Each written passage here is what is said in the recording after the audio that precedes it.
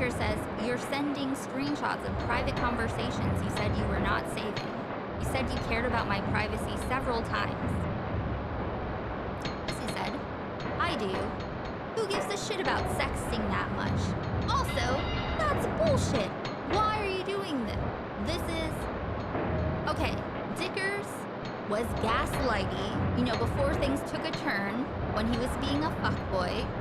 He was fuckboying around, and then, as a result, found out. He was debate perverting her. It sounded like Destiny speak. It was very yucky. It was manipulative and evasive, right? That is nothing.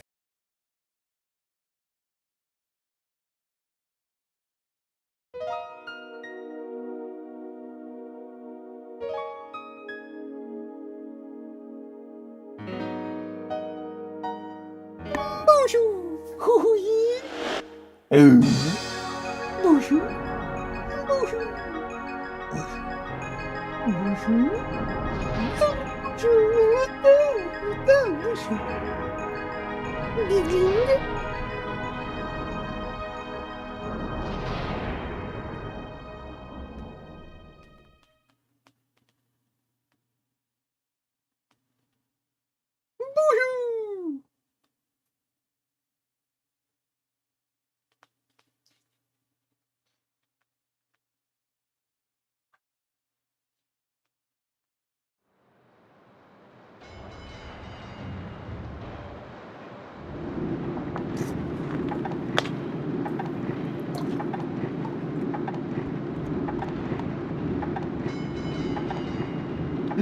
Bonjour. Bonjour, oui.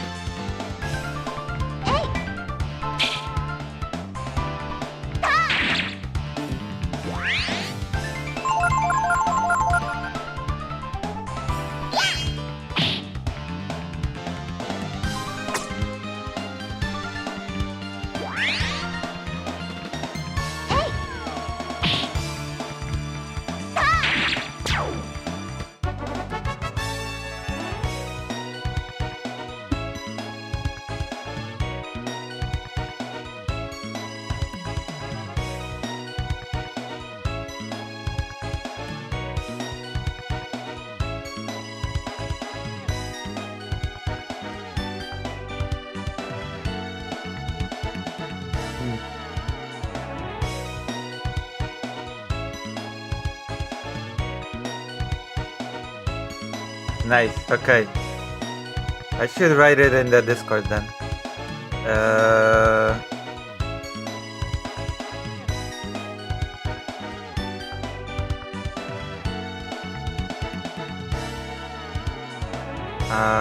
Everyone. I'm live. I'm eating pasta.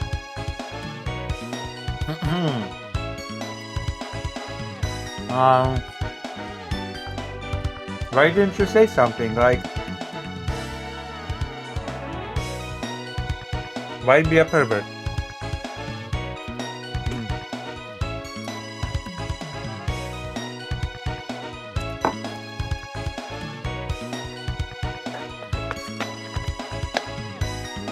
What's in the plans for tonight?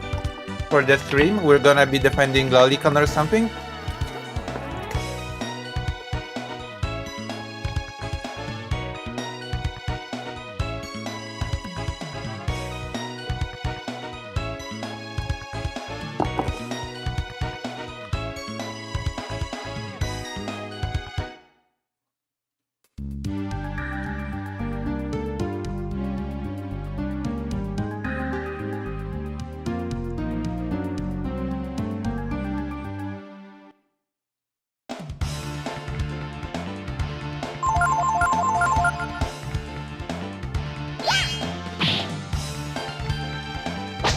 Right?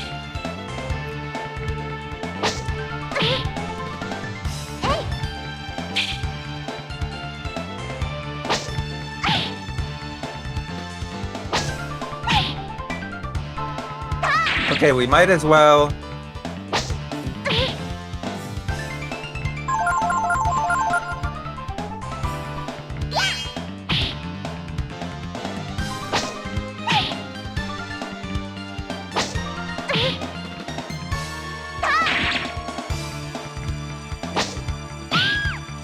Why God?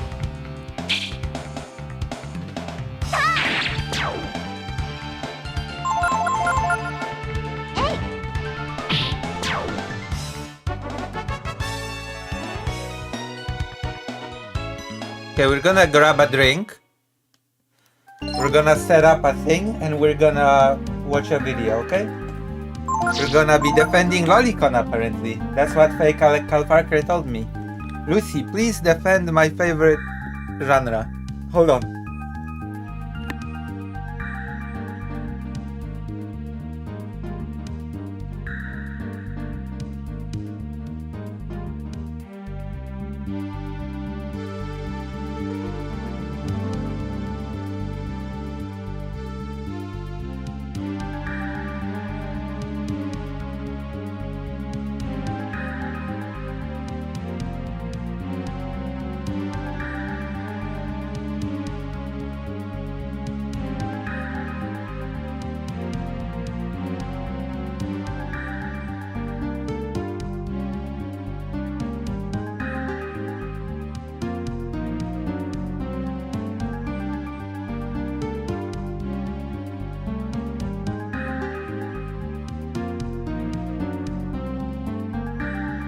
I am here to do this. There's a video apparently that I've been given. We're gonna set it up. Hold on, I'm gonna do this. Okay, I'm gonna go here. We're gonna be playing the game while I do this because I'm sexy. Hold on.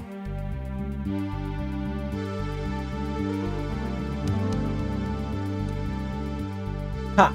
You claim to be against Lolly, but have you considered that? I don't know. I don't know what the arguments are gonna be. It's gonna be something like, it's just a drawing. Ooh. And if you hate drawings, you hate art. And you're a racist. Because it's Japanese. And you're just Japanophobic. You're just Japaneseophobic. It is just culture. No? Let's see.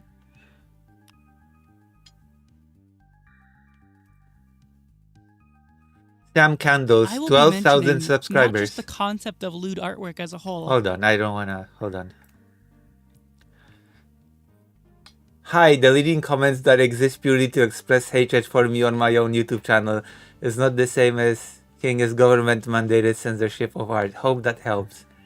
Claims to be anti-censorship deletes comments. Tisk is good at dodging the Discord screenshots, are we? Blue Archive's greatest soldier. I don't agree with this video. Making this video is usually a career death sentence, so the fact that you made it all is awesome. I appreciate existing. Oh my god.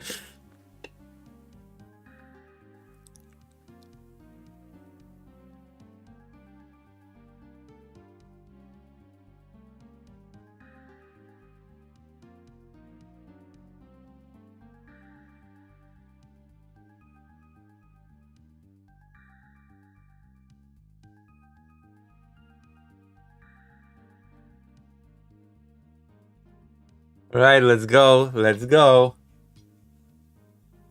Yeah, I'm gonna show it. I told you I have to set it up. Don't be a pervert. Hold on. What's this? Wait, why is my layout so strange? What's wrong with my layout? Why didn't you tell me that my layout was so screwed up?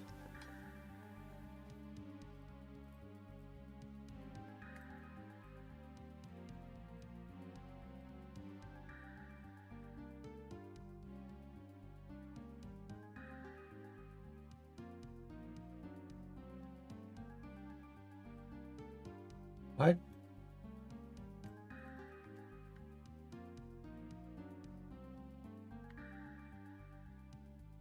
Wait, what's happening?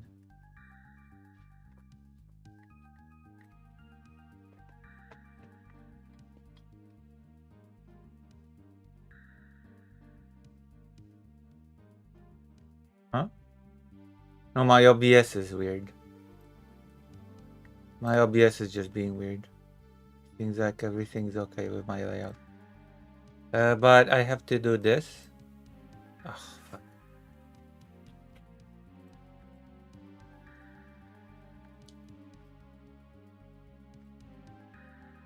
Alright. Make video bigger. Browser. Ah. What's wrong with my mouse? Lolicon. Oh yeah. Okay.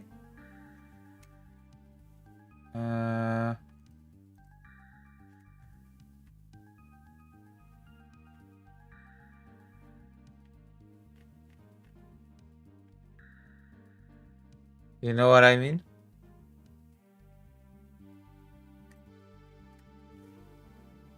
Alright, we can watch the... Now I have the tools to defend everybody's favorite genre. No way. No way, brother. Hold on. Where is Malaki? Oof.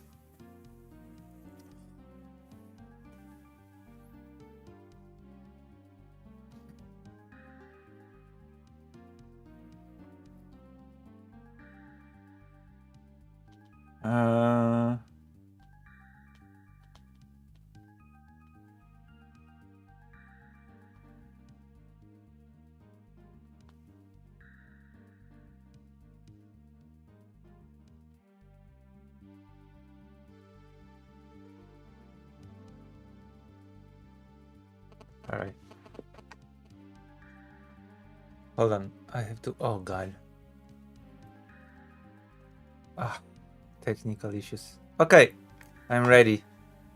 This is a video about adult topics for adults. I will be mentioning not just the concept of lewd artwork as a whole, but things like pedophilia, rape, general hard kinks, as well as a few mentions of extreme violence. I have not censored any of my wording, so I expect you to...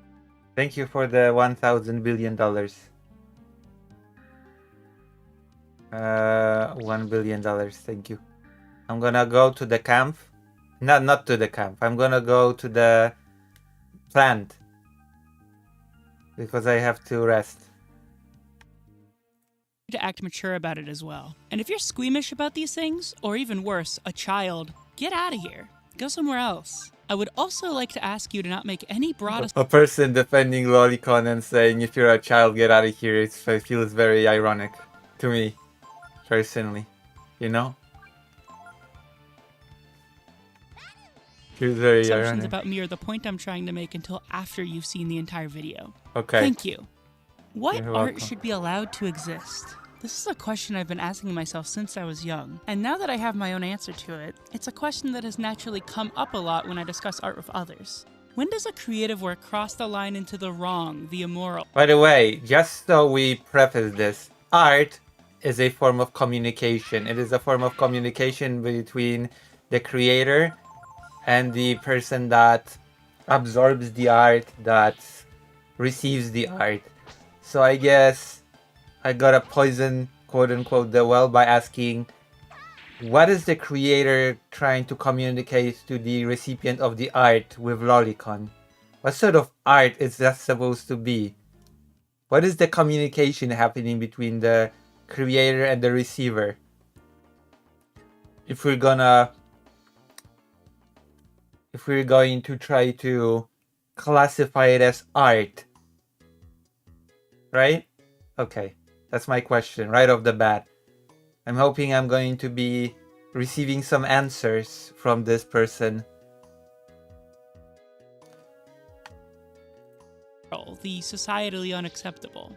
While there are plenty of ways someone could answer this question, my personal stance is one that will definitely seem radical to many. Okay. I simply believe there shouldn't be an arbitrary line. As someone who is very passionate about art and human freedoms, I feel it should be painfully obvious that systematic censorship based on vibes is a bad thing. In my opinion, Yeah, it's not just vibes though. Right? Like depicting the harm of children is not just vibes. Art is not just when you draw pictures and people watch pictures. It's a form of communication. So again, what is being communicated here? That's the question.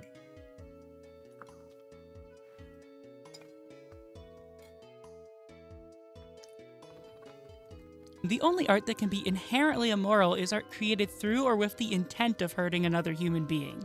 But when you have this stance, it does ultimately end up leading to the defense of things a lot of people have very strong feelings about. Sometimes it can be something most people can agree upon, like the fact violent video games should be allowed to exist. Or it can be things that are a lot more contentious, like art depicting immoral sexual acts. I've seen it firsthand that a lot of people agree with me in regards to being anti-censor. Again, depicting immoral sexual acts, quote unquote, is not in itself wrong. It depends what you're trying to communicate with it, first of all, and second of all, how you present it, right? There are pieces of art that can depict abuse of children in a tactful and meaningful way, exploring the subject. Such works of art exist, but they're not lolicon. There you go, I said it. I'm tackling this video in a serious matter, since I am myself an artist. Censorship and for freedom in art until they realize how broad that scope really is. So let's get into the main topic at hand. Like, what is art even to this person? I would like that. Like, what sort of a video is this when this person is not even discussing art itself? Like, this person is just using art as a catch-all phrase to be able to say, I like freedom of art, and I like art to be able to be everything. That just makes no sense. They're not even defining what art is according to them. I'm gonna do the thing which I've been demanded to say. This person's an idiot. There you go. I did it. I did the meme.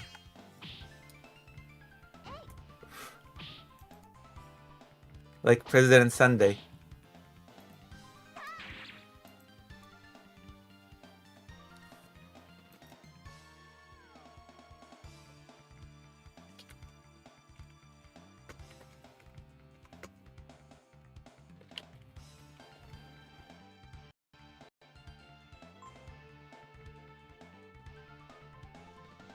hand here. Lolicon is, bluntly put, a genre of artwork and fiction involving young, sometimes even prepubescent girls, particularly in suggestive or outright sexual scenarios. In some contexts, the word can also be used to refer to someone who seeks out and enjoys these sort of works. And most importantly for the context of this video, it is possibly the singular most controversial— So what is being communicated in this art? I want to know. I want this person to tell me what is being communicated in this art. Because that's the main gist of it, okay? Hello, Malaki. We're watching a video of a person that is defending Lolicon. Oh, joy. You know? Oh, joy. So strap yourself in, okay?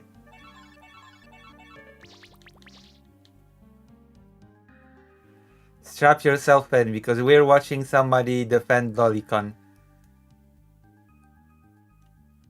And all they have is art is art. Art should be able to do whatever. They're not even defining what art is because who cares about that? And there we go.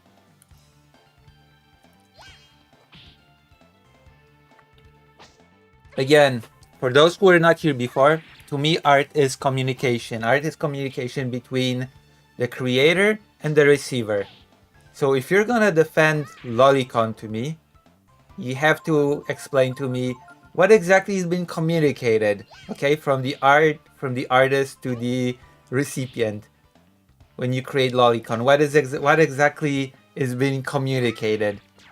And I feel that when you answer that question, you're gonna answer yourself the question why Lolicon is not exactly the best thing in the world, okay?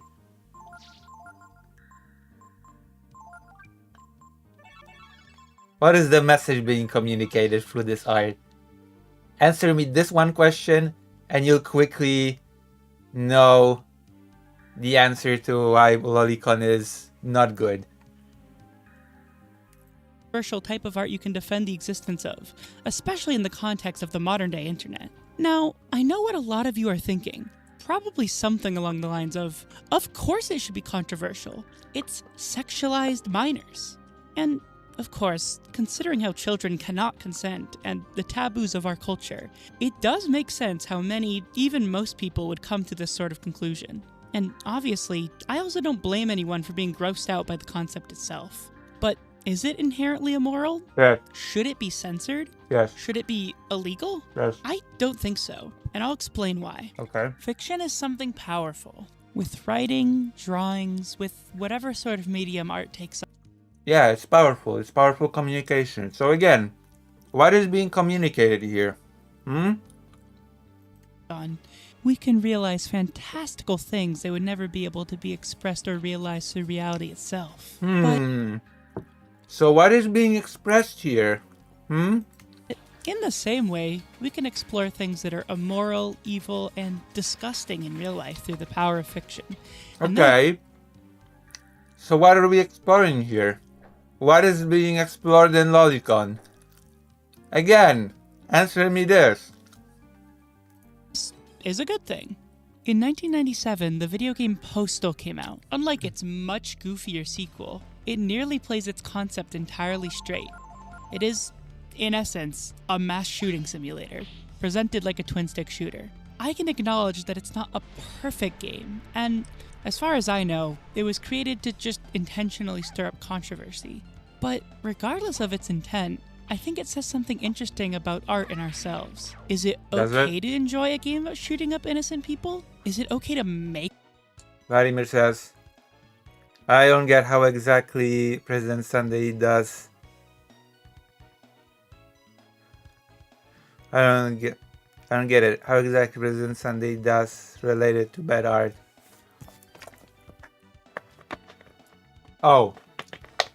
I said I did the President Sunday meme by saying this person's an idiot because President Sunday calls everybody an idiot.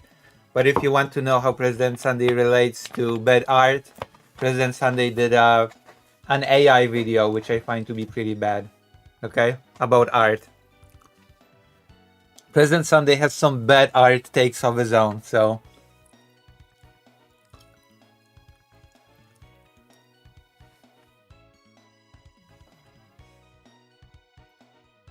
That is actually factually true. President Sunday does have some pretty bad art takes. Make a game about shooting up innocent people? Well, yeah, it is. A fictional representation of a horrible, awful, immoral thing allows us to explore our darkest thoughts. Thoughts that should never be acted on in reality, which, through the power of art, can be realized in a context that doesn't have to hurt another human being. This is most apparent and most mainstream in things like uber-violent video games. But I believe the same sort of thing can apply to taboo pornography as well. And there's obviously nuance to this. Art and fiction do influence the real world, especially when said art is released on a broad scale to millions of people.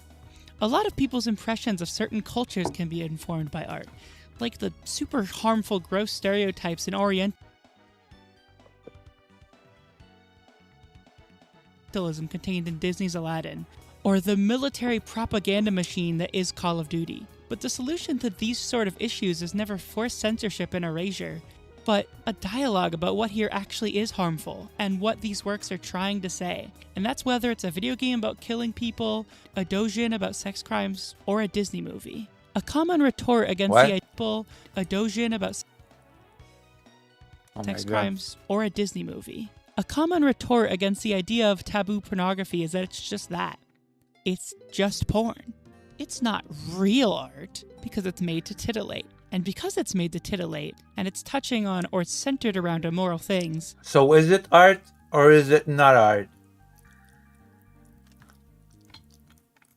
It, in of itself, is immoral. I have some really big problems with this particular line of reasoning. First of all, where do we even draw that line? Who decides what's just porn and what's important art? You could point at how it's marketed, or patterns in the things the artist chooses to make, but at the end of the day, it is all still art. If even one person finds value in a lolly doujin beyond just getting off to it, how can you say it is just worthless art that deserves to be erased? Many famous paintings and statues from the 1500s or earlier could be argued to be pornographic to some degree, but are we really going to claim the Venus of Urbino isn't art? Another very fitting example is the book Lolita by Vladimir Nabokov. The problem with this is not... The problem with Lolicon is not that it's pornographic or that it depicts abuse of children in its own. The problem is what it presents, how it presents it, and what it's trying to communicate. Okay, thanks Lucy, good stream. Thank you, Vladimir. Which happens to be where the lolly in Lolicon comes from. Lolita is about, in short, an adult man who obsesses sexually over a 12-year-old girl. This book contains all the things that someone against... Yeah, and it presents the trappings of such a thing. It does not present it in a sexual and titillating way. Against the idea of Lolicon. It's a critique. To disallow. And yet, it's widely considered one of the most impactful, important books ever written. Should it be burned, censored, Yeah, I'm sorry that this person is stupid. I'm sorry, like, I know I said it as a meme earlier, but no, I actually, yeah, this person is actually an idiot. If they bring up Lolita as like a counter, oh, there's this book, Lolita, and look, that's not censored or burned. What the fuck? Oh my god, my camera fell. This person's actually, I think my Fido might have dropped the camera. Fido!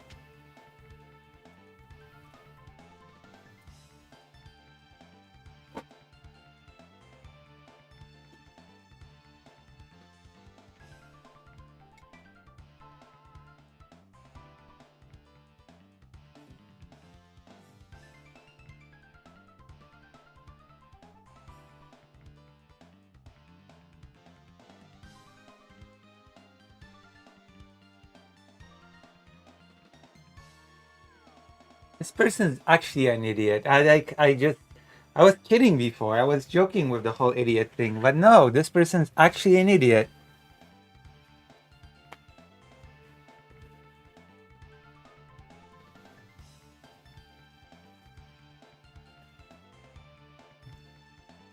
Like, they bring up Lolita as an argument that lolicon should be accepted.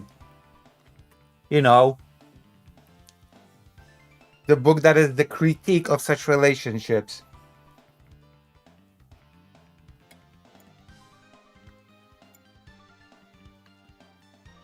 Again, that is the perfect illustration of what I was saying. It's not about the thing, okay? Ohayou gozaimasu. It's about how you present it, what is being presented, and what is being communicated.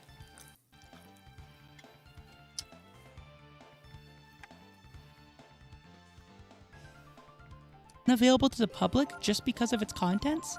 Should people who like the book for the wrong reasons be It's not about content, it's about what is being presented through that content, what is being communicated through that content, you idiot. institutionalized? Trying to follow this logic to its conclusion is, well, it's just fascism. But if this sort of What? censorship Fascism? is so obviously wrong, Fuck me. why do so many people want it to happen? A lot of the perceived immorality of Lolicon is that it's Nani ga atta no? Oh. なんと説明すればいいんですか? 説明できない。なんか説明難しい。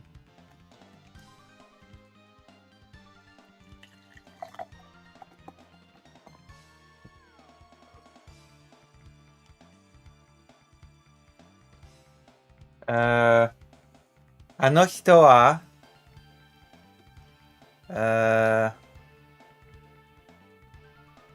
いえ。いや、そんなことない。この人はロリコンを守る。そして、私はこの人はアホと説明する。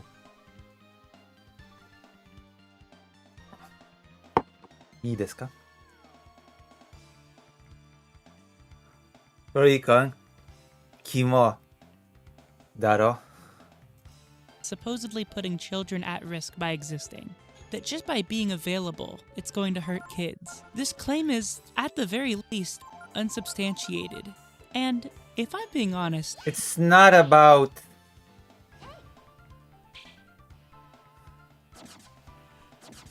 about that kids will be harmed. マジで。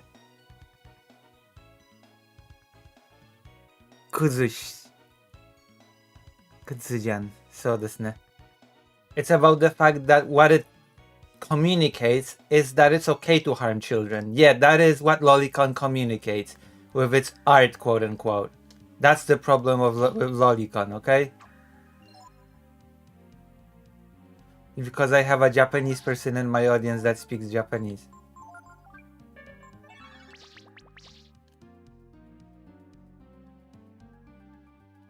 There's a Japanese person in the chat.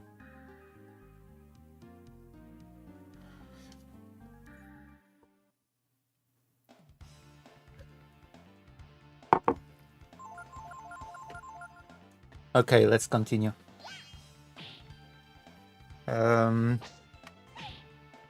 そもそもこいつ誰？なんか変な YouTuber です。この Sam Candles ってやつ。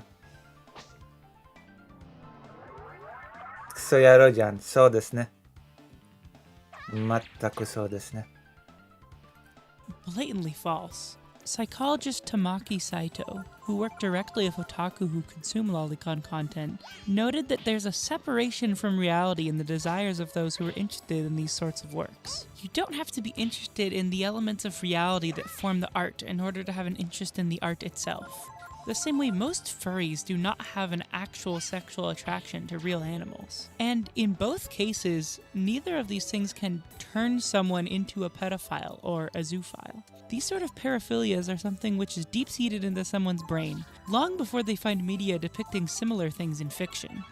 And yet, Similarly to furries, it would be remiss of me to claim there's never any overlap. Again, the problem is not turning somebody into something. The problem is normalization, okay? そうですね。そう思います。The problem is normalization, right? The problem is what this art, quote unquote, communicates. And what it communicates that it's okay to do such things. Fringe or otherwise. Obviously, someone who's already a pedophile would be interested in fictional works that align, in one way or another, with their interests. Yeah. And so it begs the question, is this inherently wrong? To answer this, I think we need to talk about what pedophilia actually is. Let me be very clear before I elaborate. Having sex with a child, or using a child to create material of a sexual nature, is fucking disgusting, abhorrent, and has no place in any sort of civilized world. We can all agree upon this. I also don't think anyone should be under any obligation to be comfortable being around a self-professed pedophile, and obviously I especially don't think they should be welcome in spaces that have kids. But regardless, in the language of the cultural zeitgeist, the word pedophile has been turned into something inherently sinister in nature. Of course, Oh no. it does make sense on a simple emotional level. If someone has any sort of sexual interest in kids, Oh, they're no. a horrible monster, is the average thought process. But Oh. what's really important, especially if you wish to have Uh-oh. empathy for people that are different, is to separate Uh-oh. the thought from the action.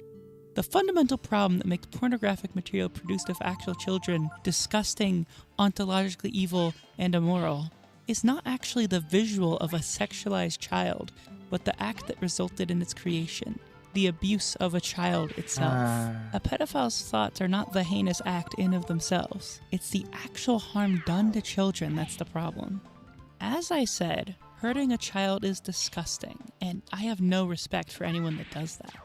But the thought of being attracted to the nature of a child is not a crime in of itself, and treating it like that is not The only problem is wrong, not being. The problem is not being a crime, dumbass. What the fuck? The problem is not that it's a crime or not. Oh my god. The problem is what is being communicated. The problem is.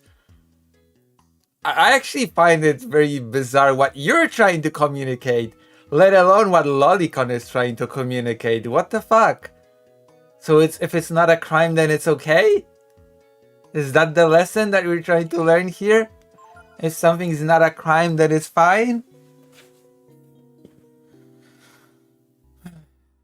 but again, borderline fascist. A proper society of Fascist? people with empathy can, again,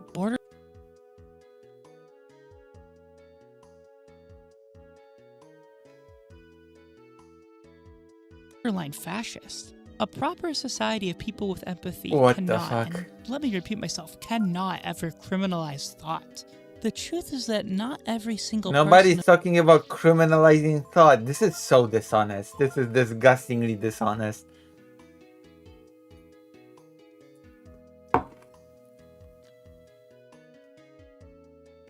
of pedophilic thoughts is or ever will be a child abuser. Many of these people don't ever want to hurt a child. They deal with this through therapy, trying to find ways to ignore and separate themselves from these thoughts. Or they find healthy ways to cope with them. But Okay. with all we've discussed now, with the concept of abuse being the problem and not the thought itself, aren't things like lolicon a perfectly fine coping strategy? No. The exchange that leads to someone viewing a lolly work is inherently consensual between two adults. An adult creates art and another adult buys or otherwise acquires that art. And And what is being communicated through this art? Please tell me. What is being communicated through this art? Because again, art is communication. So explain to me in words what is being communicated in this art.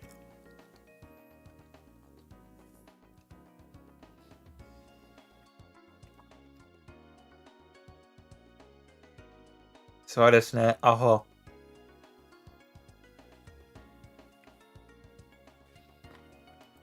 possibly that same adult uses it to relieve their desires through, you get the idea.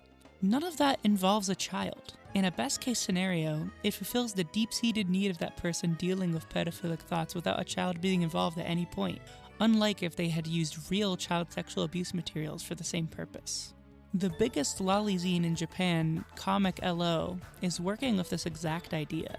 It is intentionally marketed at people who have these thoughts, yes, but a big message which is littered about every issue is to never act on them in reality, and to seek therapies if you feel like the urges are impacting your ability to function in the real world. Pornography, Rape, and Sex Crimes in Japan, an analysis of the availability of pornographic material and crime statistics, conducted in 1999 by Milton Diamond and Oyako Uchiyama, finds that when the amount of this material that was readily accessible increased, the rate of sex crimes actually decreased. And it's reasonable to make the connection that the same can apply for more explicitly fringe material like Lolicon. To conclude this thought, when you look into the contents of something like Comic LO, as well as studies into similar topics, it's clear there is direct evidence of Lolicon working not to create or encourage child abuse, but to actively prevent it. No matter how much research is done, no matter how many examples there are of the works themselves working to prevent child abuse, no matter how non-existent the evidence of it ever directly leading to real harm is, the words I hear when trying to defend them stay exactly the same. It's just wrong. It's just gross. Real kids will be hurt. You're the reason they hate us. Things of that specific nature have been said to me a lot. A lot of this is also said under the guise of encouraging others to fix themselves. A common refrain is simply get help. It's used to imply concern and empathy while ultimately shaming an individual for their beliefs and forcing this For their ableist perception beliefs? of unwell onto them. Wait, hold on. Shaming a person for their beliefs? What do you mean by beliefs? This is interesting to the choice of words. What beliefs? Oh my gosh. What interesting choice of words. Shaming somebody for their beliefs. Huh. I thought this was about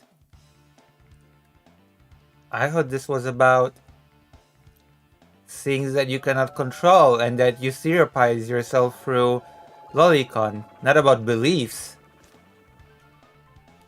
Also, at best, if I'm being charitable, I can say that there is a case to use such material in a very limited therapy session context, not for it to be widely accessible for the public. Pushing them away without offering a real solution to the supposed problem.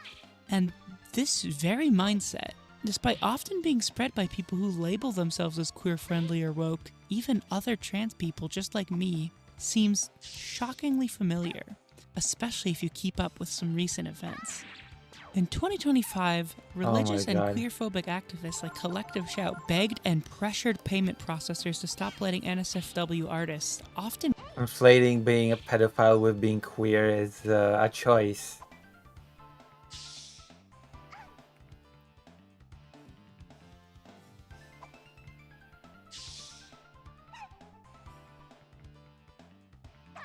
queer ones take payments. And it That's a worked. choice. Systematically, almost overnight, hundreds of works were removed, delisted, or at least started withholding payment from the authors that made them, on platforms like itch.io and Steam.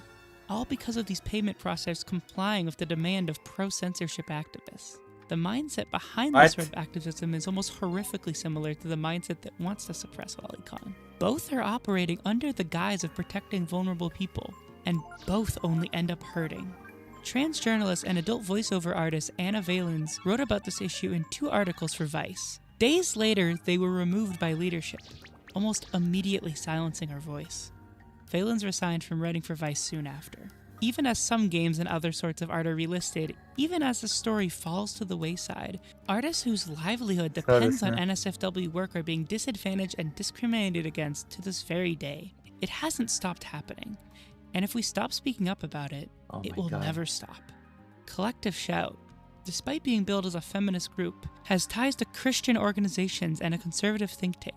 The founder of the group has described herself as a pro-life feminist. In 2015, she targeted Tyler the Creator and tried to get his visa. If you're in Australia against revoked pedophilia, then I guess you're just a fundamental Christian. There you go. It's just...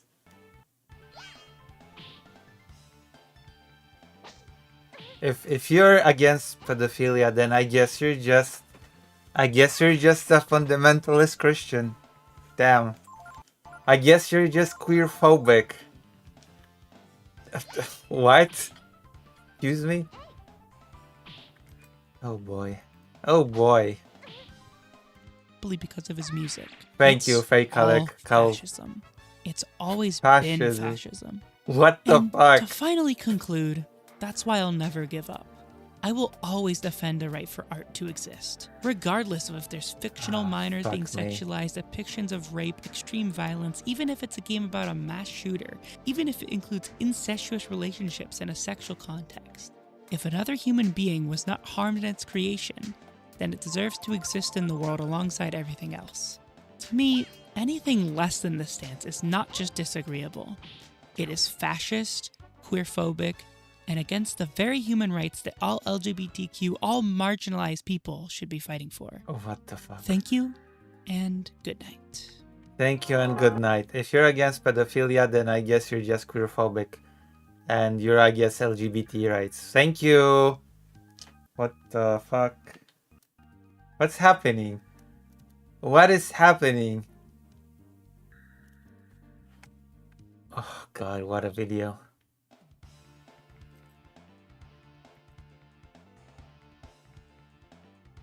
Oh, 2 hours ago.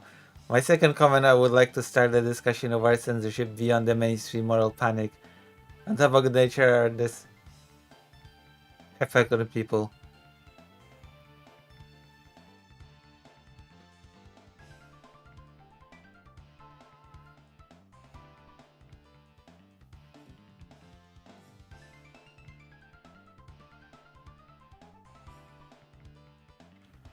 Oh my fucking god.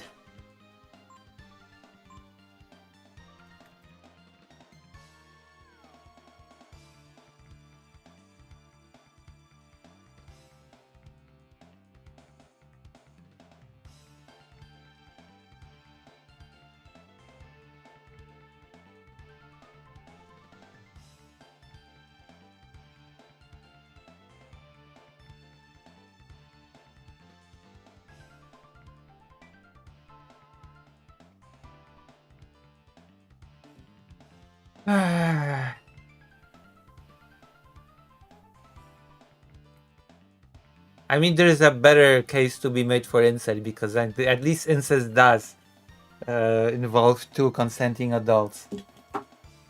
Even if you have a disgusted, you know, reaction to it.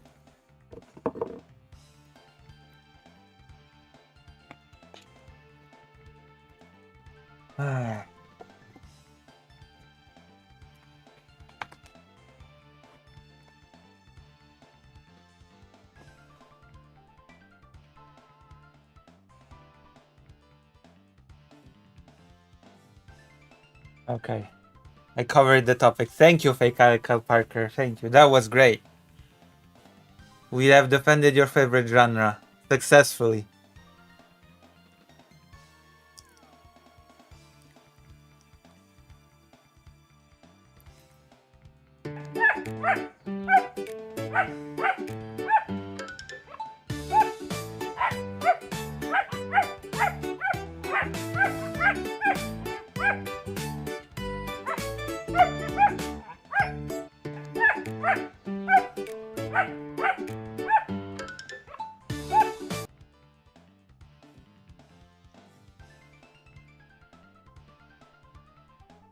What is this?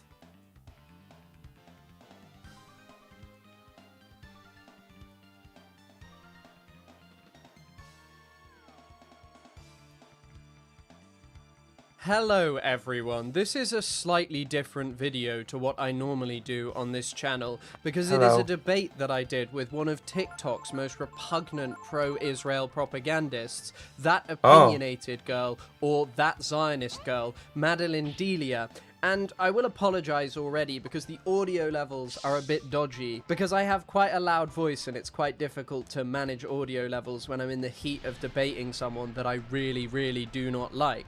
But anyway, I thought it was a I am pretty cute? interesting debate because I am not cute. Maddie tries to I'm monologue ugly. the whole time, and when I stop letting her, she just totally ignores it and won't accept being fact-checked about overt lies. So what I Fact-checked? decided to do in this actual clip is to put all of the Who is fat? articles that I use throughout in the video. So if you like the video, drop it a like. But anyway, I'll get into this. And once again, be careful if you are using headphones. Ever I am heard being of fact-checked. Abiatar David? Yeah, he was an Israeli former hostage, wasn't he? Yes. Do you know what happened to him? Why are you smiling? Because I'm taking a zin out. Ew. What do you have to But say? you can't do a push-up. You're chewing Zyn. Chris, I'm worried about your health. Well, you don't chew a zin, so that's pretty dumb. Whatever the fuck you do By the with way, it. you know I can actually do a push-up. I don't believe you. Okay. Well, that's good for you. Anyway, could you answer my question, love? Love. Yeah, I've heard of him. What do you want me to say about him? What do you want to say? Can you just get to the point? Well, I asked you another question. Did you listen? What? No? Do you know what was done to him? No, what was done to him? Like the videos that Hamas put out of him? Oh yeah, what, was he the guy they made dig his own grave? Yes. Okay, well, what's your point? I wanted to know your thoughts on it. Well, it's propaganda, it's not great. Unfortunately, the Israelis do very similar things on a far larger scale. Could you respond to something without deflection? Well, because the point of you bringing this up is to make me portray Palestinians as, like, evil monsters, or that's what you're seeking to do. But I think the thing is if you're trying to bring up atrocities perpetrated by whoever, the Israelis are always going to outrank that in terms... I mean, remember that Hamas is not Palestinians. It's not a synonym. Right? Just like Zionist is not synonym to Jewish person. While we're at it. Please remember not to be perverts. You know? You know what I mean? It's important not to be perverts in life. terms of what they've done historically and also at the present. Not even remotely close, but I think that it just goes to show the level of callous that these people exhume, because it was something that was by and large cheered on by the pro-Palestinians. There's either one of two options. They either deny it outright, despite the fact that this is a video Hamas themselves posted. Okay. And you could also see in that video he is severely emaciated while the person who is using food and water. Maddie, let me just finish. Maddie. Let me just I've finish. Wait. I want to talk to you because this is what you do every time. Well, you could talk to me when I'm done talking, not in the middle of my sentence. Excuse me. Every time, I think anyone who's seen you appear on this, you generally just come on and monologue about some bad thing that's happened to some Israeli person. No, I'm not monologuing. I'm trying to make a point. Let me make my point. Well, this is, you are monologue. No, because I'm talking about the same point through and through. I'm not hopping around. I'm saying one thing on one person. Come on. Anyway, it would do you some good to listen, Chris. Fantastic. But as I was saying, right, he was severely emaciated in the video while the Hamas person who's basically using food and water as a tool to mock him and his hunger essentially is very clearly well fed, right? So this just goes to show that the aid was there and it was being systematically kept away from hostages, maybe from some Gazans who weren't affiliated with Hamas, but that would fall reliably on them. I mean, I think that the major thing is, Maddie, is there very evidently was a famine in Gaza. There's a reason that I mean, it's not difficult to say, oh yeah, what the Hamas person did was not good, but it doesn't change the facts. vast majority of people who are experts on famine, who are not like just talking about Israel and Palestine, like people like Alex Duval and others who've led famine responses around the globe, said that there was a famine in Gaza. And the thing that also makes this fall so flat is, you know, Israel is openly starving Palestinian prisoners, right? This is available in a myriad of different reports. In Israel, there is no humanitarian blockade. There is no attempt to use starvation as a weapon of war, as Israel has done. They are literally just choosing not to feed Palestinian prisoners because Ben Gvir doesn't want to. Cool. So you didn't address a single claim I made, which is really cool and very fun. Because we were talking about Aviatar. So you were deflecting to the Palestinians, which is typical for you. Israel is under no obligation under international law to allow. They're an occupying power, Maddie. They're an occupying power. This is nonsense. Maddie, they're an occupying power. They have every obligation to deliver aid. They have every obligation to deliver aid to the civilian population of Gaza, Maddie. You can sit there and you can lie. You can sit there and you can lie. Perfect. And so make are you stuff going to up. let me finish? Okay. Are you going to let me finish? Okay. So you're wrong. Under international law, there is the caveat that you do not have to allow in aid when you have reasonable grounds to believe that it is specifically going to your enemy, to the aggressor, which even the UN, who is vehemently anti-Israel, has openly admitted that Hamas and other Palestinian groups have taken over 82% of the aid. Where The did they UN admit that? official, Where wait, did they let admit me let me finish. If you interrupt me every time, there's no point. Okay, well, I need a source for that claim. Yeah, you could look it up from the UN. Okay, where? Just look up UN. Well, Maddie, you've says, come and made a very bold claim. I will pull up the source if you don't know how to use 82% Google of as soon aid as I'm done speaking. Taken by Hamas UN. Where does it say that? If you interrupt me every single time, Maddie, there's no point. Maddie, I need to know where this came from. If you're going to make a really bold claim like that, I need to know. Yeah. So I just said that I'd be more than happy to provide your source if you don't know how to use Google as soon as I was done speaking. But you can't interrupt in the middle of my point every single time, Chris. It doesn't work that way. Okay. Chris. Do we understand? Maddie, I think you have to make this claim. I'm not interrupting you. I made the I am claim. You are talking about you interrupting. need to show me where this came from. And I gladly said that I will Well, then pull it do up it. as soon as I'm Do it as now. I'm done speaking. No, Do it doesn't now. work You that aren't way. just As going to soon as sit I'm here done and spew speaking. lies. You aren't As just going to soon sit as I'm here. done Yeah, that's speaking. enough. Boring. Oof.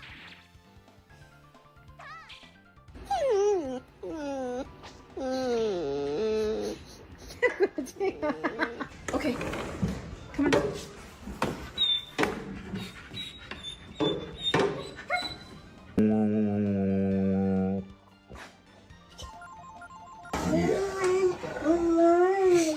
Ella.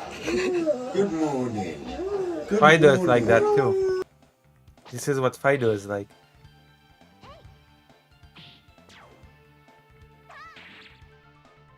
Oh, it likes West Side Tyler. It's your favorite content creator, West Side Tyler. Who is Dickens?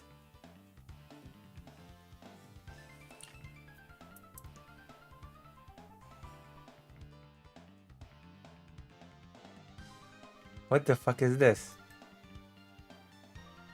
Oh, he's quiet now, finally, guys. Oh, he's finally quiet. Jeff, are you comfortable with me? Okay. My favorite content creator, Jovan. Christian Color won't answer one simple question. Pocket debate.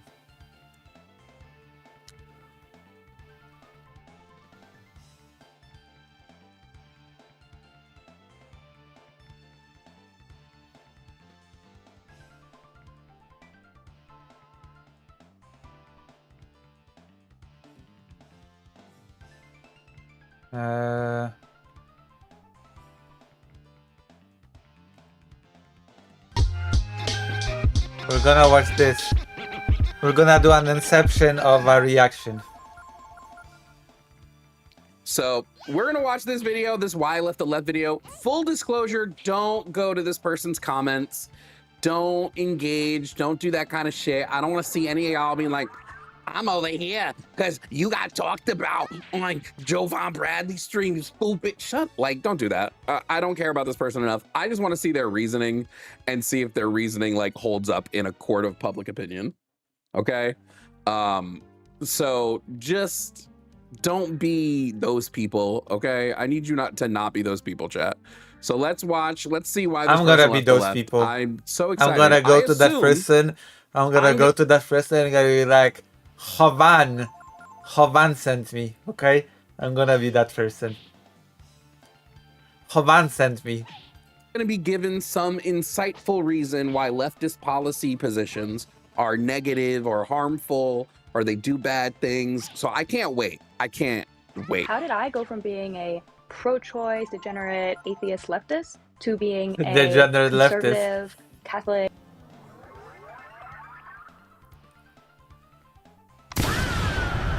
First fucking sentence. I'm a degenerate. Okay. Pro-life mother? I'm so glad you asked. Let's talk about it. My name is Taylor Fogarty, and I make You should have put a cut there. You should put just a basic video editing like thing. You should put a cut there. That would have been. You should have put a cut there. Just a basic video editing thing. content on TikTok, Instagram. I participate in live debates, and I'm a writer. And I like to talk to people about the Oh.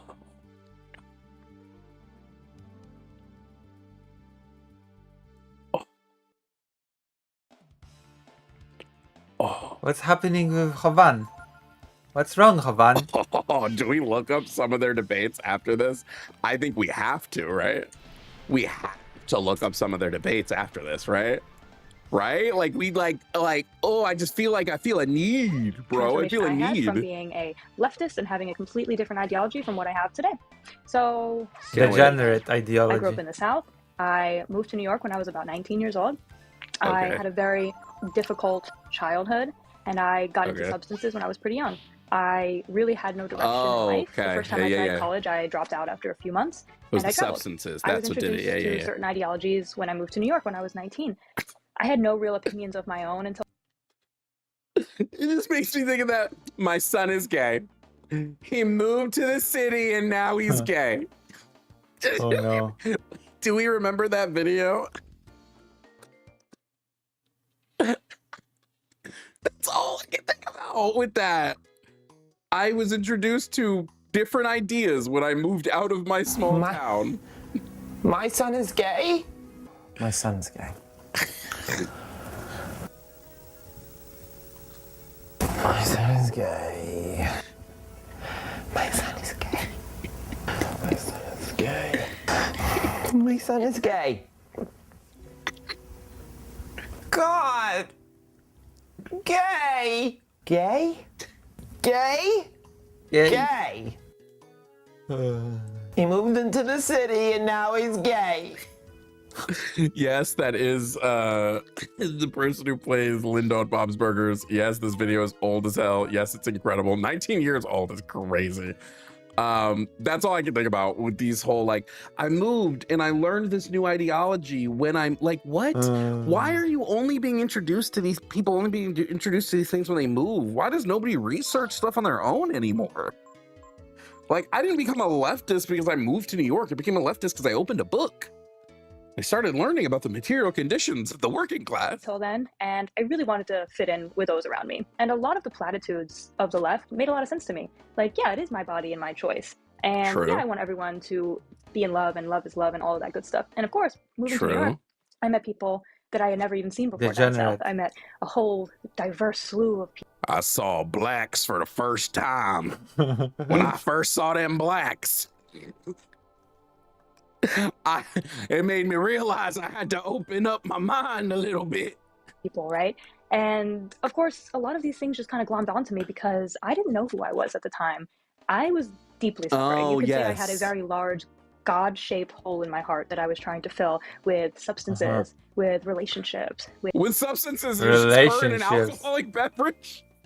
With our I get it. relationships. You needed therapy, and instead you turned to substances, and it was a left-leaning problem. That's what it was. The problem of the left. You're needing therapy, was a left-leaning issue. Got it. with promiscuity. And I was Understood. entering into a scene where a lot of this was validated, encouraged, and none of it was judged. Absolutely none of it was judged. Fun fact, there's nothing wrong with recreational alcohol use. There's nothing wrong with even recreational drug use to an extent. Like you're gonna tell me there's something morally wrong with like people using pot? No, I don't even think there's anything morally wrong with like somebody wants to like take some shrooms, right? There is something to be said about addiction, and addiction can be harmful. But like, you have to separate addiction from casual drug use. There's also absolutely nothing wrong with engaging in casual sex if you are safe and protected. There's literally nothing wrong with it, except from a religious moral purity view. Because purity is most important to them, and we won't even talk about how that's like a byproduct of like infantilization of women. And Holy crap, who wrote that wall of text? Okay, I googled what she claims. The UN website said that 1.87% was intercepted, but most of that was being intercepted by hungry Gazans that were just desperately scrambling for aid, not offloading it themselves instead of waiting in there other than... Oh, okay. That makes sense, actually. Yeah, that makes sense, Cliffy. This other stuff. That went off the But, like, rails, so I yes, just, there is you know. nothing wrong with That safe person was casual just silly. sex. It's quite literally, there's no issues with it, like whatsoever. So why should you be judged for that? Like and I think it's a little telling that you're like, we should be judging people for engaging in safe, consensual activities. Why wasn't I judged? Like, girl, please. And so I began dating people. I made Dating a people? friend. I tried a million different jobs. I was a Okay. Wait, hold barista. on, what? I worked for a marketing company. I You had worked friends? in the restaurant industry. Okay. Reading people. I made a Whoa. new group of friends. I tried Oh no, you made friends. a million different jobs. I was a Okay. barista. I worked for a marketing You're- company. I worked in the You're- restaurant industry. You're just describing being 19 at this point. You're just describing being young. You tend to work at multiple places. I don't understand. I think that just describes being human, to be honest. Having relationships, making friends, working a job. That just describes being human.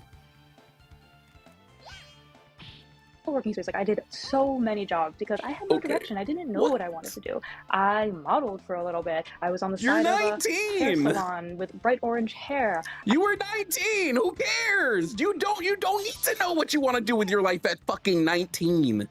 You don't even need to know what you want to do with your life at fucking 25. I didn't find my like actual passion and like what I wanted to do in my life till I was fucking 30. And that's this with you fucks. So what? So what? Your youth should be a time for you to explore. We don't die at 35 anymore. So your youth should be a time for when you like explore. You don't die at 35 anymore. Oh my God, conservatism rots the brain. I let people kind of do whatever they wanted to my appearance. I got crazy tattoos that I didn't really care about So? because I didn't really care about myself.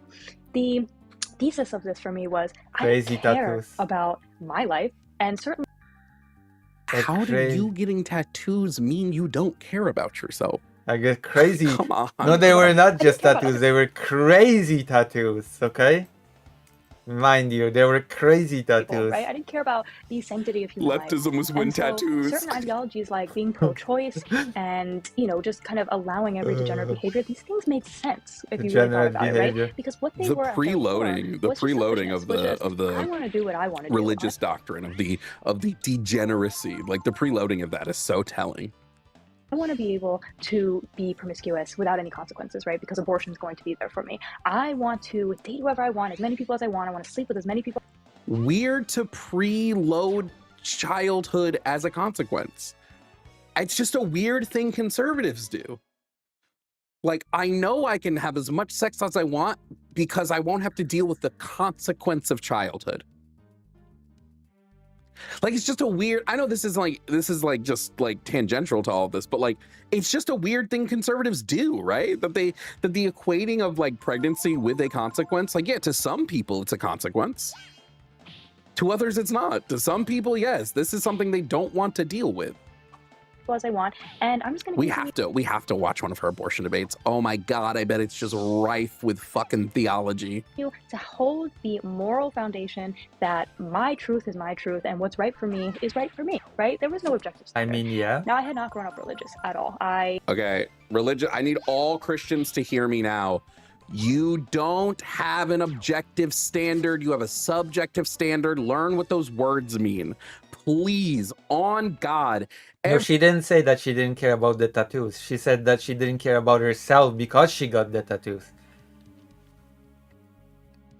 Every Christian listening right now, if you ever say the phrase, my morality is objective, you are a nonsense person who doesn't know what objective and subjective morality is. Objective morality means mind independent. It means that your morality comes independent of a mind. Fun fact, if God can say some things are moral and some things aren't moral, that's a mind. Your morality is also subjective. The subject just isn't yourself, it's God. Uh-oh. I just need some thought here.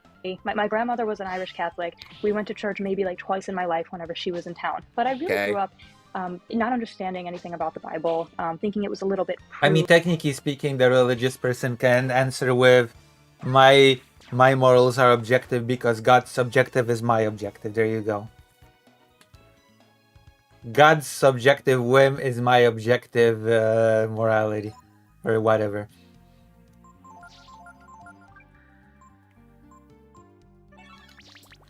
What is subjective to God is objective to us mere mortals. Or whatever. food, right? You probably still don't, bro. And then when I came to New York, obviously I had no, experience with religion, and I kind of saw that now as a newly coastal elite as something that people from the South kind of relied on, and these like dummies relied on, right? I found that in my head there was a big intellectual gap in people that were religious and people that were not religious, right? I promise you it's not in your head. I promise you it was not in your head. I got fucking hundreds of videos that demonstrate it's not in your head, dog. I was all about the science and whatever. So I continued living in New York, and I continued to go down many degenerate paths, right? I talk a lot more about it in an article I wrote here, and I'll link everything. But I went from lesbian sex worker to Catholic mom. Oh my God. Is she one of those people that thinks that she prayed the gay away? Oh boy. Oh boy. Did you pray the gay away, sis? Is the gay gone now? Yes. Is the mythical, magical gay disappeared? What are the pray the gay away people gonna do? Like, let's say we do discover the gay gene one day. What are the pray the gay away people gonna say now? Because like it'll be pretty obvious you didn't pray the gay away. It'll be pretty clear. Oh no, Eve, you got hit. Please debate her on the line. Oh my God, absolutely. I will absolutely request that she debates on the channel. But Jimmy has to let it be just me. Went through some dark times, and I'm happy to make a video kind of going more into that if people are interested in that. Into more of the pray the gay away. I was essentially selling myself for some time, and that translated to a certain website that I'm sure. Hey, but oh, she had an OF. She had the OF, girl. Ain't nothing wrong with a good OF. Ain't nothing wrong with the girly pops making an OF. Ain't nothing wrong with it. Again, like these things made sense in my ideology I was a part of because I had no respect for myself. And for me, everything was kind of just transactional. It was all just a means to an end. Leftism is when I want to make money so that I can live on my own, so I can be an independent girl boss, because of course I was girl boss. And I want to buy nice things, and I want to buy brunch, and I want to just... now she would prefer to live within an ideology that says you can sell your daughters into slavery for 30 shekels. Now she liked to live in an ideology that says that female slaves must fuck their masters. That's where we're at now. Maybe I do call her out. I was like, yo, don't call her out. And maybe we do. What the fuck? Kind of stupid shit. Like, go out and that's it. I was living for myself and literally nobody else because I didn't have to. It was just me, myself, and I. Eventually, I went back to school at Columbia University. Fun fact though. This is not like living for yourself and yourself alone isn't leftism. Leftism would mean that you care about community and liberation and like liberation ideology. Not, I just want to do whatever I want. That's not leftism. I don't think you were ever a Leftism is when leftist. You were probably hedonism. pretty liberal, but I doubt you were ever a leftist. I highly doubt you ever moved to anti-capitalist sentiment. Maybe. When I was about 27, and I thought I wanted to be a therapist. I had been in therapy like my whole life to sort of deal with my childhood. Turns out all that did was make me more of like a narcissist who was obsessed with my own problems, and it gave me validation to treat people around me like absolute garbage. What? Yes, it's therapy's fault. Oh yes. It's the fault of therapy that you were a narcissist. It wasn't your fault. It was therapy's fault. Therapy is what did it. Oh my gosh. Therapy. Right? Got it. So I went back to Colombia, and around that same timeline, I started to get really into debates. I started listening to people debate about social issues, something I always kind of enjoyed listening to debates. And actually, boy. back in I watched Dean 2016, Withers and it turned me straight. I was a lesbian. I was dating women, and I dated a woman who was conservative, more conservative than me. And Did during pray that time, the it gay wasn't that big of away. a deal like it was now. Oh my like, actually, people God. could just get along if they were a liberal, conservative, prayed the whatever. gay But around away. that time, the transgender movement was becoming very, very popular. There it is. There it is. I moved to conservatism because trans women pissed me off because I have internalized misogyny. That's what it's gonna be. This is what we're gonna find out. This is what it's gonna be. Oh my God. I can't believe trans people existing buttered your biscuit that fucking hard. It's always the same thing. Always. Y'all can't keep trans people out your mouth for nothing. And as a lesbian, this woman that I was seeing saw a huge disconnect in the idea that you can self-identify as a gender and also how sexuality can even exist. Because if there's no such thing as gender, then there's no such thing as a sexuality. Because That's so stupid. It is. Also, trans people don't say that gender doesn't Oh my exist. God. So what it is she met a turf. She met a turf. And that turf started what? Convincing you to, oh no, I lost it. There's no fucking shot, dude. My God. conservative. Hello. But around that time, the transgender movement saw a huge disconnect. Because if there's no such thing as gender, then there's no such thing as a sexuality. Because we're all Wrong. just making stuff up. Hi, Jovan. Hi, Goofy Turf. Weirdo. I guess.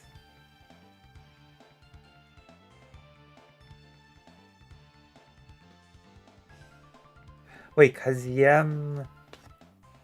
Your name looks familiar. Oh, wait. Are you the person that is. Oh, wait. Yes. Hold on. You're the person that makes that makes our page, right? Yeah. You're the dev on Track Ukraine. Hello. How are you? Did you know that I was the biggest Polish trans streamer? Did you know?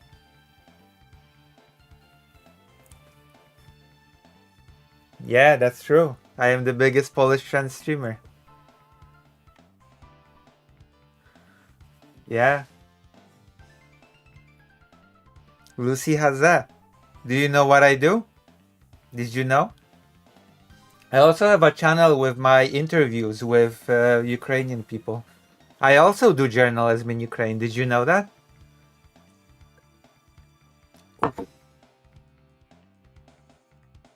It's true.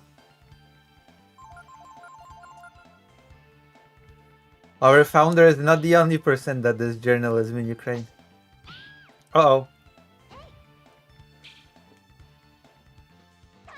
Oh, I should link it. Also, Nina died. I have to go to... Should I link it? Wait, hold on. I can go here. YouTube. Oof. Where's there? Lucy has a... This was films. Lucy has a films, right? And I have 3 interviews. Girl from Washington DC, the boy from Zaporizhia, and the girl from Bakhmut. Boom. Also, we can go to my page.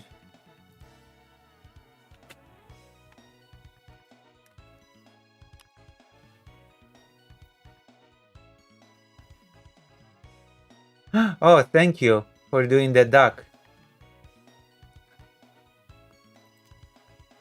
up and there's no such thing as man and there's no such Wrong. thing as woman. And so I got That's into not what debates trans around people that even time, listening say. to people debate the transgender issue, and I actually started writing a little bit. This for person is a like, I used to be a degenerate leftist, but now I'm a trad wife or something.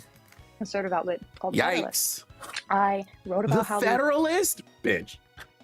Not calling her a bitch. I was using bitch as a let me hold on. Wait. Hold on. Whoa.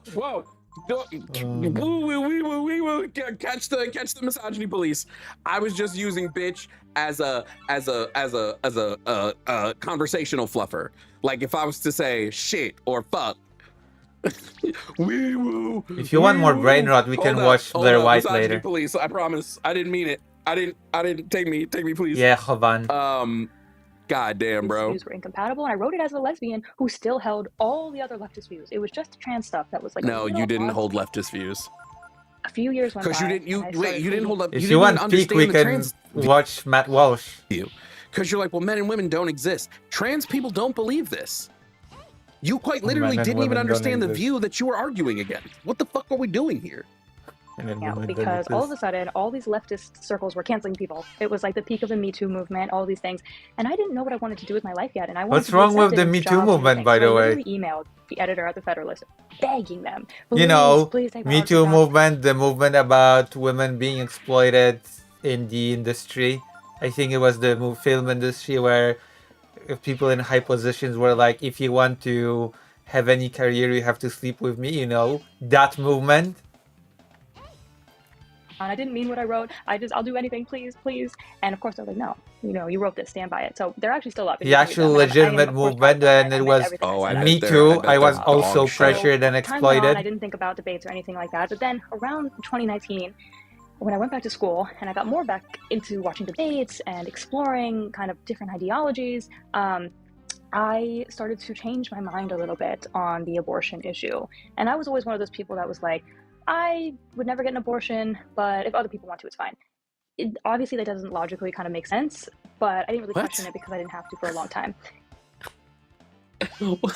What do you mean that doesn't logically make sense? It makes sense logically, actually. Here, let me demonstrate. I don't eat fish, but if other people like to eat fish, that's fine. Does it not make sense logically? Something else that happened around that time was I got sober. I'm sorry. What the fuck do you mean that doesn't logically make sense? You can recognize here's okay, so first of all, she clearly doesn't understand logic. Big yikes. One, you can absolutely hold the view that you would find your own personal fetus morally valuable to you, so therefore you would not engage in abortion, and hold the view that you recognize that somebody else may not hold the same amount of value for a fetus for them. Yeah. This is not It's like an my illogical example. view. It doesn't have any logical For example, I don't eat fish, but other people are fine to eat predictions fish. to it. You just preload your language because it's easier for you to poison the well than it is for you to have like a relevant argument. Now, you got sober, great. So it was like alcoholism. It wasn't just casual. There's a difference between being an alcoholic and casually drinking. I woke up one morning, surrounded by my own vomit, like with some random person next to me. Times were dark, guys. Like they got really, really dark for a really long time.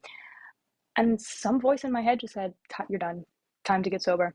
It's called Now, a this was around conscious. COVID, so I started to go to AA meetings on Zoom, and I met my sponsor on Zoom, and I am now almost 6 years sober. That was the first time. Yeah, I have a big issue with AA, Alcoholics Anonymous, Narcotics Anonymous. I have a big issue with these systems that have to convince you in a higher power in order to convince you to get sober.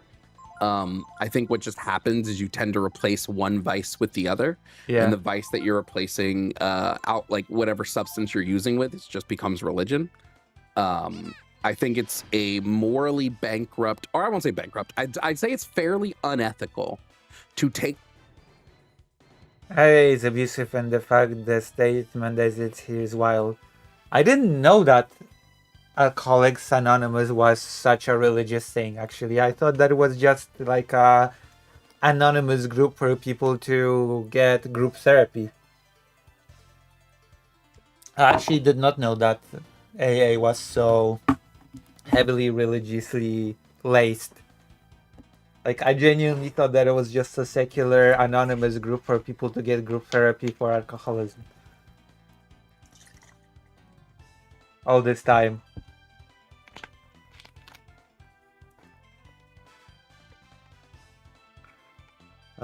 The whole thing is based on a higher power. Every tenet refers back to it. Oh, like I genuinely all this time I thought that it was just an anonymous group where people would be like, yeah, I have a problem with alcohol and I like to talk about it in a group, and I'm in a group of like-minded people that also have a problem with alcohol, and since it's anonymous there's no shame or whatever, and we can work through this together as a group, and I can stop drinking alcohol. I did not know that it was such a religious thing.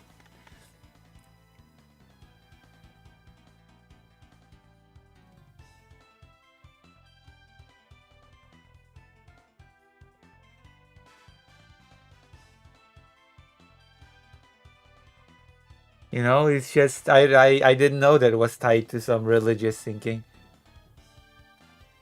Like, I genuinely thought that it was like, you know.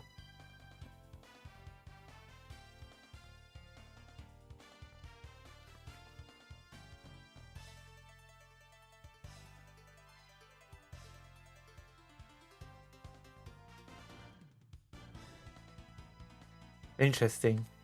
Someone at their lowest and begin to use this as the branch of religious indoctrination.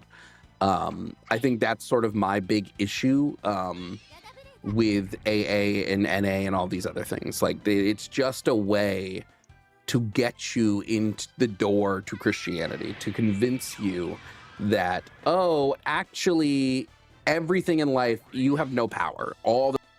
You often meet in churches, they encourage you to be openly religious if you are, but they don't have a set doctrine of them. I went to some group therapies with a relative, and it was also extremely religious. It turned me off of it so bad when at the end of the group therapy session, everybody was like, hey, let's all hold hands now and let's pray to Jesus or something. And I was like, okay, this feels like a cult. I swear to God, this feels so cultish. And it turned me off. You know, it just turned me off of the whole thing. It's supposed to be an abstraction, but it doesn't work that way in practice because it's in a church with often Christian people. You can't get sober without a higher power is bullshit. I mean, yeah, it's just, it is bullshit. It's weird.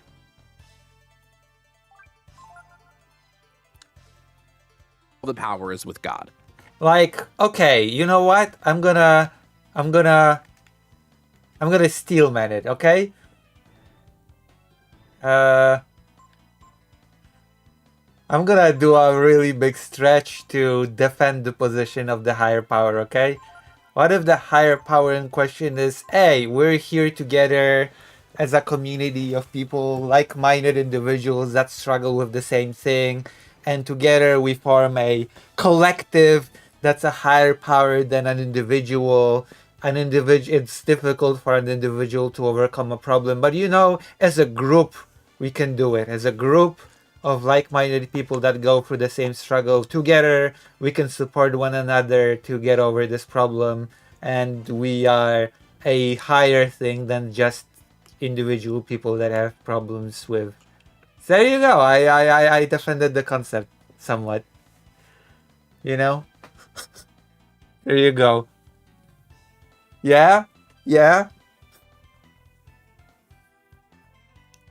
Did I Did I defend it?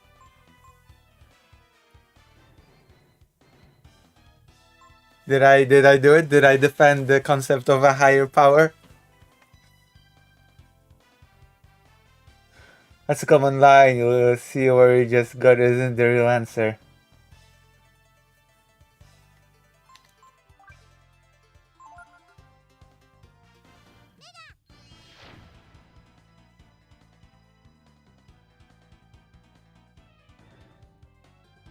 AA is vastly different than rehab.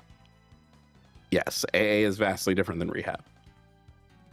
I thought that was just so yeah. group. I honestly That thought that is- AA was just group rehab.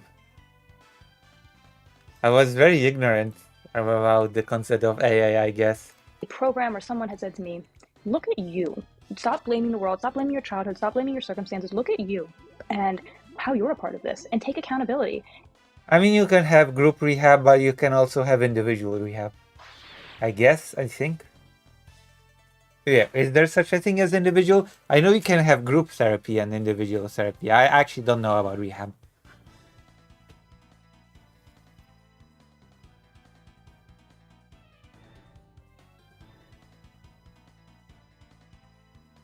I mean, therapy is also free when you have, like, in Poland at least. Therapy is like, for example, I'm struggling with mental health, quite severely, I might add. And I was encouraged this year to go to a program where you go to a hospital every single day for a few months and you undergo different types of therapy with different types of specialists. And that's a free program. You don't need to have any insurance for it. You don't even have to have public insurance, you know?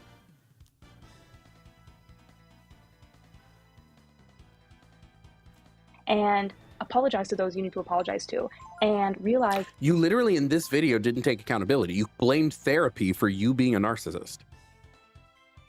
What are you talking about? I mean, private therapy costs $100 in Poland. And waiting line for public therapy is really long, but the hospital thing will open it at the end of this year. The public thing will open its thing for the hospital, and if I qualify, then I'll be able to go. You still haven't learned to take accountability. What do you mean? that the misery in your life is your fault and you need to give it up to God. That's my Yep, first see, there it is. introduction to God. There it is. There it is. It's like I said, they Give it take up people to at their God. lowest points in life and indoctrinate them into religious theology. Because what better Yeah. way to convince somebody who doesn't believe? Clefa says, Lucy, you provided a niche example of a higher power that someone could adopt under the framework to avoid the more harmful options. But you didn't really defend the concept of enforcing a higher power as the only valid way of doing the therapy or even as the most effective. Well, no, that's true. I didn't. Because that's silly. Than to catch them when they are at their lowest. But also, it's not taking accountability to go, the reason I was, well, let me say something else. It is not avoiding accountability to recognize psychological behaviors and why we make them. Yeah. So if you go, hey, I made these choices in life because I could recognize that I had The Steelman wouldn't include it because they don't bother justifying that. True. not unlearned from trauma, and all of these things led me to these points. That is not taking accountability. Now, if you then continue to act on those things after saying that, that would be not taking accountability. Accountability isn't just, I know why I'm doing these actions. It's just about the actions you take post-haste. God and trusting in a God that I couldn't name yet. And it wasn't the Christian God and it wasn't any specific God, but it was just some sort of higher power, right? It's very common in AA spaces. Yes, because So I it's started to give it up to God. indoctrination. And I prayed, even though I didn't really know how I felt about praying. And I And I pray. stayed sober.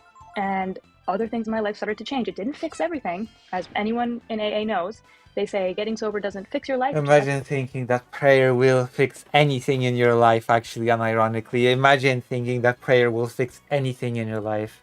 Oh, I won.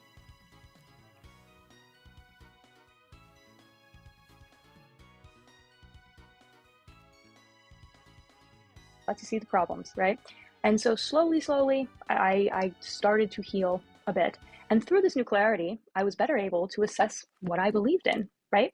And so through debates, I staunchly changed my mind on the abortion topic. I started to shift Oh, my I views on bet you feminism. have. I bet you And have then I great started abortion to takes. understand the truth of Christianity. And through a What? few avenues, I was introduced to Christianity. Now, not Catholicism quite yet, but I was introduced to like C.S. Lewis and some more kind of progressive Protestant, I read The Lion, the Witch, and the Wardrobe, and I became a Christian. traditional, New York style, churches. And I met good people there, but it wasn't really quite sticking for me. Right? Me and It was really good Aslan out messages here about chilling, love, bro. acceptance, and all these things, but just something still felt, the only word I can use is corny to me, right? And so I started reading the works of C.S. Lewis, and I kept listening to debates, and I listened to some great creators that I enjoyed and some more conservative outlets. And a lot of the men that I listened to and respected were Catholic men. And I started to listen about what is the truth here? Who are What these is the true men? church? Oh my god, I Started bet to it's do Andrew. research. I bet Andrew Wilson. I bet you And love around this Andrew. time, something else very pivotal happened. I got pregnant out of wedlock with a man that I'd only been dating for a few months. But my new stance on abortion, of course, this baby is mine. She was meant for me, and she's a blessing. So I had graduated Columbia very pregnant. I have my cap and gown with my big bump, and I Oh my entered God. into motherhood, kind of scared and unknown. And we are kind of raising this daughter together. And she's obviously my biggest blessing. And this sort of confirmed a lot of the ideologies I had, right? Which are life is precious. Life surely begins at That conception. and doesn't life confirm any of that. is not all about me, right? Wait. This doesn't confirm any of those propositions, girly pop. Holy shit. This life is not all about me. This life is about serving God and serving others, and now is about serving my child. And so I started to see the real insidiousness of things like feminism and the pro-choice agenda, and how everything is me centered, and how much that I'm going to tell you what happened here. This is what she's saying. I was a self-centered person, and instead of blaming that on the way that I was behaving, I'm blaming it on leftism And therapy. and feminism. And now that I'm acting better because I've changed my ways, I'm going to attribute that to Catholicism and conservatism. True. It's I was selfish because of these ideologies, not I was selfish because I was an asshole. So once again, you are not taking accountability. You're shifting the blame of what you did onto the ideologies you held, which is just embarrassing. applied to me in my life for so long. And so now I moved out of the city to kind of raise my daughter and be closer to some extended family. And I started. I moved to the city and now I'm gay. You'll be surprised And what still not really sure, right? But then I started to real read about the identity priest, of this and he little led me through my monster is. conversion. He answered all the questions I had. He recommended books I was reading. I was still listening to debates, and I was sold. I was confirmed about a year ago into the Catholic faith, and just continued down this path. And I still continue down the path. And I have no, I'm not This naive baby to the is- fact that okay, I am will not still spoil. kind of paying for the sins of my past, right? I don't enter into this world What? thinking like, look at me, I'm perfect now, and I don't make any mistakes, and everyone should just accept me and whatever. I just like to speak my testimony because I hope that it reaches other women, and I hope it reaches. Your testimony was I was an asshole and I shifted all the blame to ideologies instead of taking it all myself. Yeah. I want to see their debates. Do we have any debates here? Let's watch that Oh, debate. we do. Of course. Modern day debate, of course. First Amender. I ain't seen that motherfucker in forever. Abortion debate review. I don't want to review. I want to read the actual debate. Pro-life versus pro-choice, which is more ethical? 2 hours. She debated with Dean. If I was a father and my child required a kidney transplant and I was the only match for the kidney that they needed alive, even though I'm their parent, I don't think that the state should be able to force me to give my child my kidney. Would it be a good thing to do? Yeah, No, I sure, it agree. would. I agree, Is it Dean. something that I would I agree. inevitably do? Yeah, sure, I probably would. But should the state be able to force me to? Absolutely not. And then you just said that you agree. Okay, well, you just threw the parental obligation out the window. No. I agree that parents are required to provide their children with Momo is ordinary actually care, better than Nina. much like I am required to give my toddler food and shelter and water, but I am not obligated to take her to Disney World or something like that. Like, I am obligated to provide her with the ordinary care, and I am certainly not allowed to unalive her. Yeah, but who gets to decide what is or is not ordinary care? That's just fucking arbitrary here.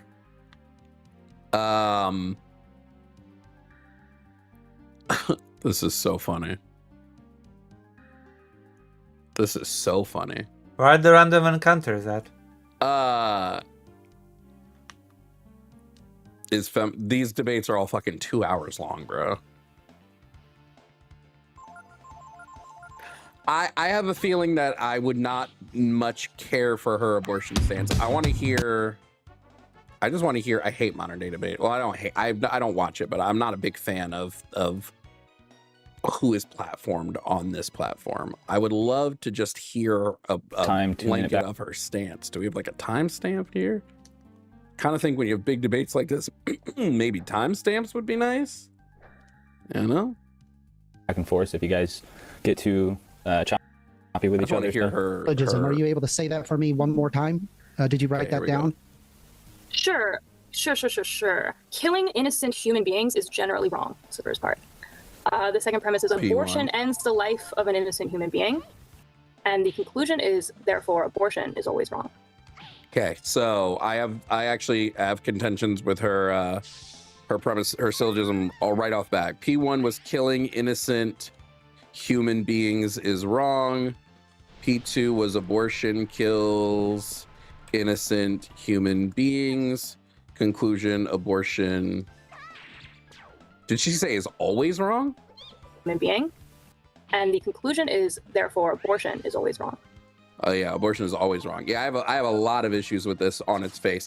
P1, I would argue, killing innocent human beings is not always wrong. Again, this is where it comes to find out personhood.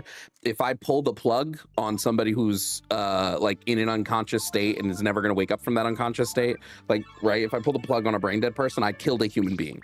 Like, this was somebody whose body was still alive, but they died.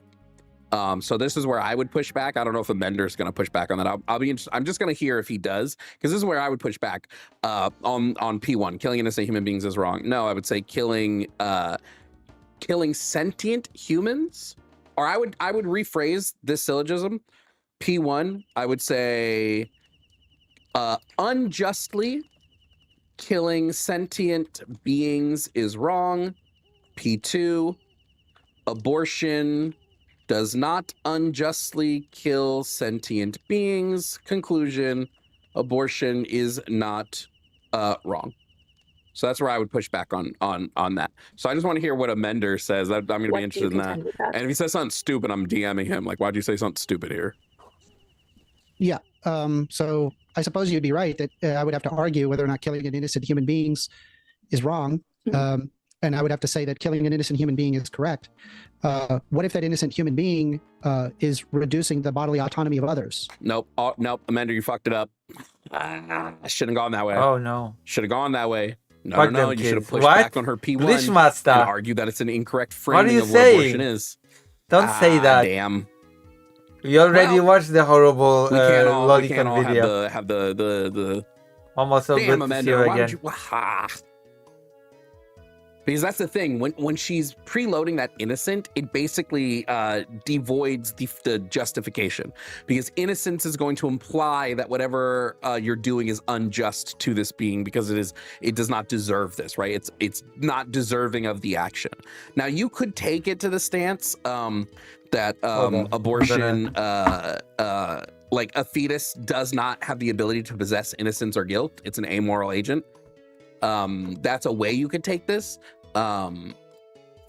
I probably wouldn't, because there can be something said that we can frame colloquially on like amoral agents as innocent in terms of not deserving an action. I don't like abortion right? debates, by the way. Not just innocence Really, as in like the ability to commit immoral action, but also innocence as in like not deserving of a moral of an unjust action onto them.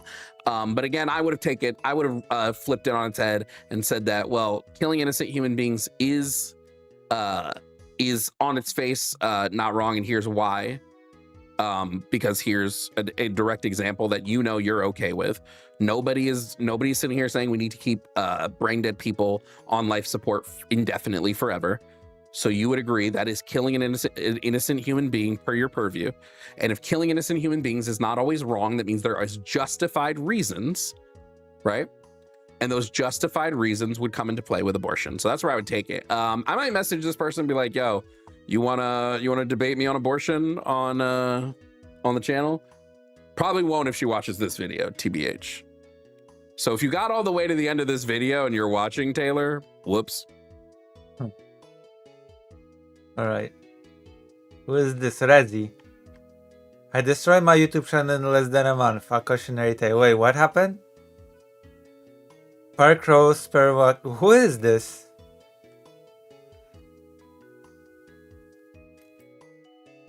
So I basically have destroyed my YouTube channel How? in the last month or so, and I want to share my experience. How? Both What? as a cautionary tale for other YouTube creators, but Okay. also maybe because I'm a little bit okay with what has happened. Wait, I'm this actually person has 480,000 subscribers and 145,000 people watch this. How is this channel destroyed, supposedly? Is this clickbait? How is the channel destroyed? This is... what the fuck? maybe happy, glad that this has happened to me. If you're new here, maybe go ahead and click like and subscribe in case there is any future for this channel. I hope so. I'm still planning on staying here and making content. So yeah, go ahead and click like and subscribe. If you're new here, you may not be aware of the fact that Let's see if it's destroyed. Let's see. Okay? Let's look at the channel, how many views it has. Let's see. 10,000, 10,000, 10,000, 6, 8, 19, 20. Oh yeah, so destroyed. Oh, the channel is dead. What the fuck?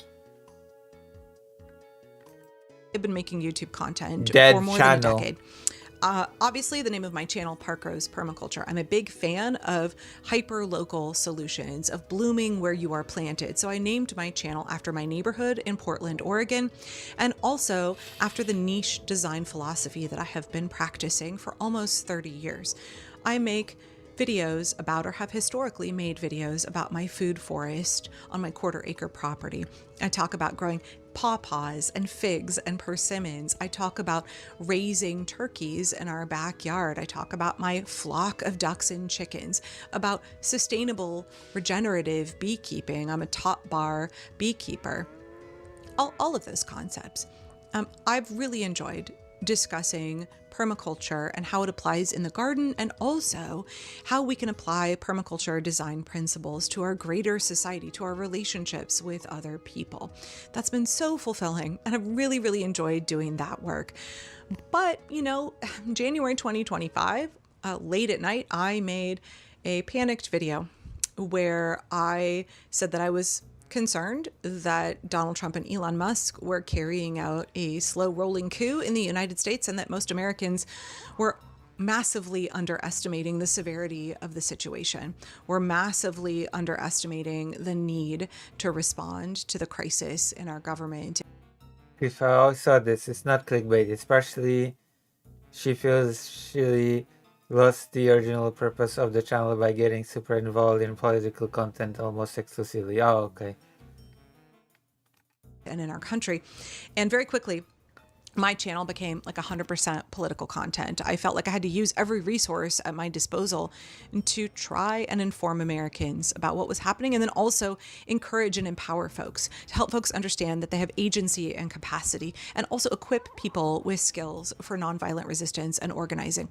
I went from having videos about garden design, getting 3,000-4,000 videos and feeling like, hey, that's pretty good. I'm doing pretty good here, to putting out a video about going to my congresswoman's town hall, or going to a protest, or talking about some concept in nonviolent resistance, and getting 50,000 views, 100,000 views, 500,000 views. In the past, a bad day for me with a YouTube video would be 1,000 views or less. In 2025, a bad day or a bad video for me would be a video that got less than 30,000 views.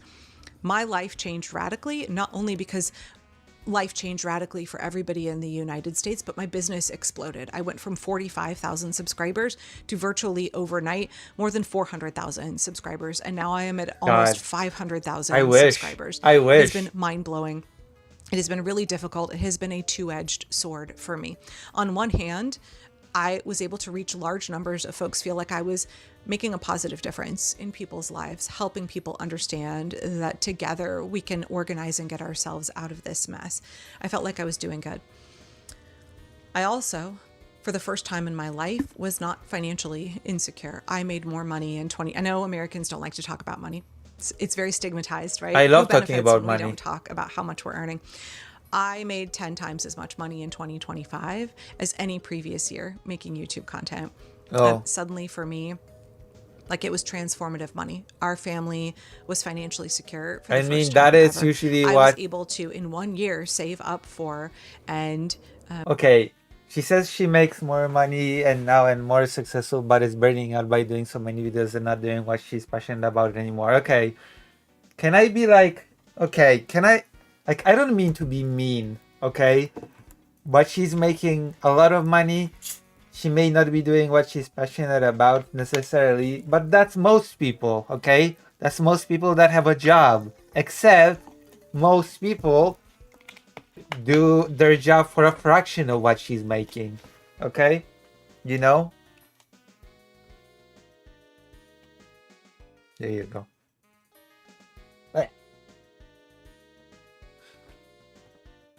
So I guess double-edged sword is right.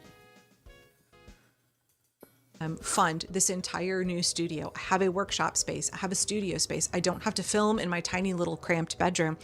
I was able to fund all of this. I didn't have to take out any loans. I was able to build this studio with cash this year. That has been life-changing for me. That expansion of my business, I feel like a real professional now. I'm not hiding in my bedroom with the dogs interrupting me and kids interrupting me and trying to work. I have a dedicated workspace. That was only made possible by my channel blowing up last year. So there have been like, I some wish good my things. channel there blew have up. been some really awful things. I get death threats on a regular basis. If any of Oh, my no. videos go over to the like chuddy side of YouTube, if any conservatives, if any MAGA folks find my videos, immediate death threats. I've been doxxed several times. I'm subjected to just like daily abuse. Welcome to being a creator on the internet. You're subjected to daily abuse. It's really hard on your mental health. Add on top of that I went I from mean, if I made decent money, then I would just, you know, I would dry my tears with dollars, okay? You know? putting out about 5 videos a week on my YouTube and working about 20 hours a week on garden work and about 20 hours a week filming and editing and posting and responding to folks on YouTube, Also, on I have Facebook, a- etc. I went from doing No matter how hard the death threats, etc., are on your mental health, I have a long-haired German Shepherd, so you know.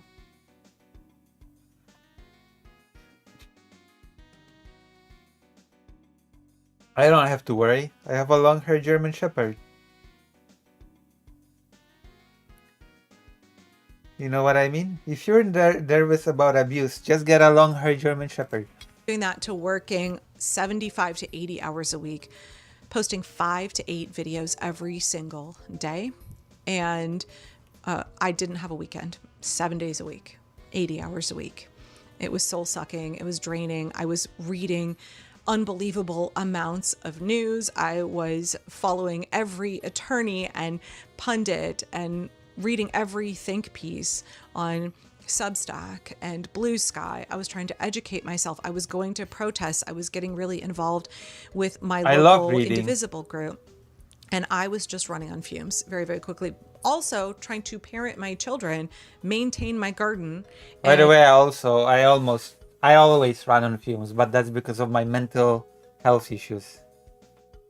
You know what I mean? and have any semblance of a life. It was unbelievably stressful. Imagine for me. having a life. And I knew that I couldn't sustain it. I had folks in my comments Life who were is for like, "Angela, we're nerds." really concerned that you're going to burn out. We're really concerned at the pace that you're working." And I just felt this urgency, not only because I was like, people need to get activated. People need to understand how bad things are, and people need to be equipped with skills in order to not just resist, but in order to stop this and create something better. And then also I was financially incentivized, right? You get in this loop where suddenly every video you put out, the YouTube algorithm is like, yes, girl, more of this. We will make sure that this gets shown to everybody. We will make sure that this trends massively. And you feel the pressure. I don't know how long this thing will last for me. I don't know how long until the faucet gets turned off, until YouTube decides that nobody should see my content anymore. I knew it was going to be of limited duration. And so I just felt huge amounts of pressure to work. And as a permaculture person, like, how antithetical to my values. I'm always talking about how we need rest and we need self-care. We need people care for ourselves, and how we should not fall victim to the capitalistic desire to grind, right? I didn't want to be a girl boss. I didn't want to be grinding all of the time, but I found myself I love doing grinding. it over the last year and a half. That's and why I play growing increasingly RPGs. Resentful. I love Growing grinding. Increasingly exhausted. I love the Increasingly grind. demoralized. I feel like I spent all of my time watching and reading horrific content about what ICE was doing, committing an ethnic cleansing in this country, reading comments and watching videos from MAGA and just seeing how they dehumanize other people, seeing how absolutely vile and cruel Americans can be, reading about how much corruption was happening in our government, or like being aware and understanding what's happening, choosing not to be in a state of ignorance What did is you think? choosing to expose yourself to trauma. Living in the United States and being informed is being subjected and traumatized, subjected to trauma on a daily basis and being traumatized on a daily basis. Also, if you're tired of reading about the ethnic cleansing in your country, you can always take a mental health break and read about all the genocides that are happening outside of your country. There you go, yeah, for variety, right? Yeah?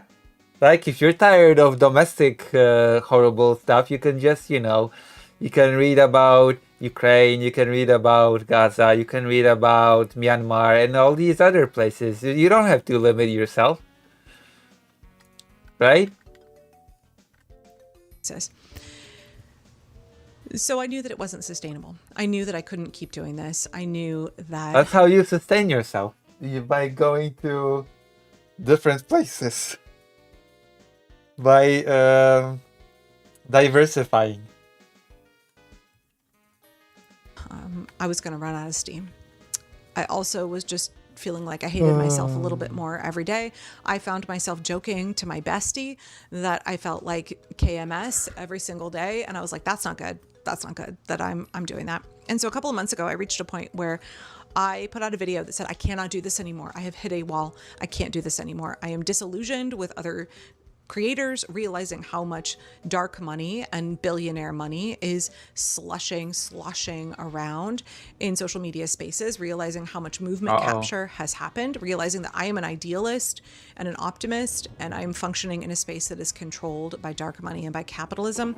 And I mean, it's YouTube. Of course, it's controlled by kept saying to myself, capitalism. like, am I helping anybody? Asking somebody to watch a 9-minute video. I might as well like Or it. we just look at clips of Donald Trump and we dissect whatever awful thing he's doing today. Is that helping us get out of this mess? Sure, yeah, I'll make a couple $100 off that video, but am I helping? God, the I wish I resistance make from a couple keeping people $100 of on a their video. screens? And I've really had this massive crisis. I've talked about it on Substack. I've talked about it on Blue Sky. I've had this massive existential crisis where I want to do good. I want to help us fix what we're living in right now and create a better world. And I just couldn't believe that putting out 5 to 8 political videos a day was doing that. And so I made this video where I said, I'm going to go back to making permaculture content on this channel. I need to talk about gardening. I need to talk about something positive. I need to not just be against fascism. I need to be for something. I need to be for a better future. And I want to help to work toward a better future. So I put out that video and I immediately saw my numbers tank after it. That video did very well, but every video since did much less well. So I spun off a side channel, Park Rose Resistance. And I mean, moved you my- could. There are many different things you can do. There are many different initiatives that you can do, right? kind of breaking political content and resistance skills and strategy content over there. I'm trying to set healthy boundaries for myself where I am not working 7 days a week, 80 hours a week to put out content. I'm trying to limit myself to 2 videos a day and maybe take a weekend. And that channel is doing okay. Thank you guys for going over and supporting it. I'm trying to be more discerning, more careful about what I'm sharing and make sure that it is in alignment I have with to my work more. values and Don't that you all it is agree? actually helpful. I don't want to just post clickbaity shit, you guys. I know that the algorithm feeds clickbait, anxiety bait, rage bait. I don't want to post that. I want to post important content. So over there, political content. Here, my main channel with almost 500,000 subscribers, I'm like, let's recapture it for permaculture focused content. And I got really positive feedback from my subscribers, from my Patreon patrons about that. But the algorithm, Remember, if you like manga, doesn't like it. if you like manga, you can become my Patreon. You know? You know you can become a Lucy Patreon if you like manga, right? It's true.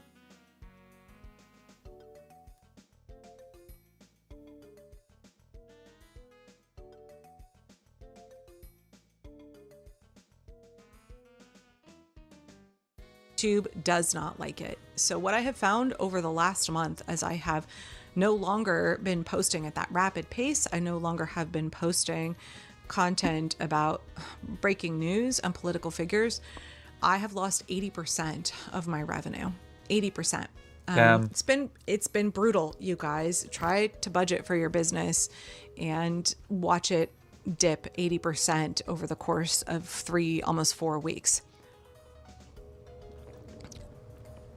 And more than that, I have lost about 2,000 subscribers. So on my own, unforced error, me saying I'm stopping making breaking political content on this YouTube channel, which the algorithm now recognizes as a political channel. If I go and look in my analytics at what similar kinds of content, people who watch a video and like my video, what else are they watching? And it's all pundits. It's all, Heather Cox Richardson and Midas Touch and wait, hold on. Hawks Podcast. It's all about Cox? Or it's all breaking political content. It's all about It's all Cox. think pieces by pundits.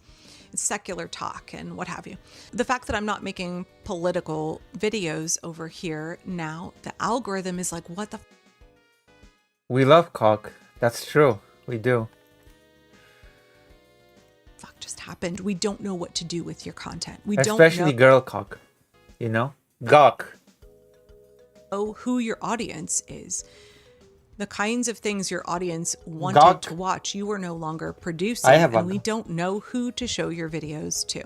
I've been deep in the weeds over the last week on my analytics and looking at who YouTube is suggesting my videos to. And it is sporadic, to say the least. If you Damn. look at the kinds of videos that, there's returning subscribers. Awesome. Thank you, loyal subscribers, for being back and being willing to watch this change and the kind of new content that I'm creating.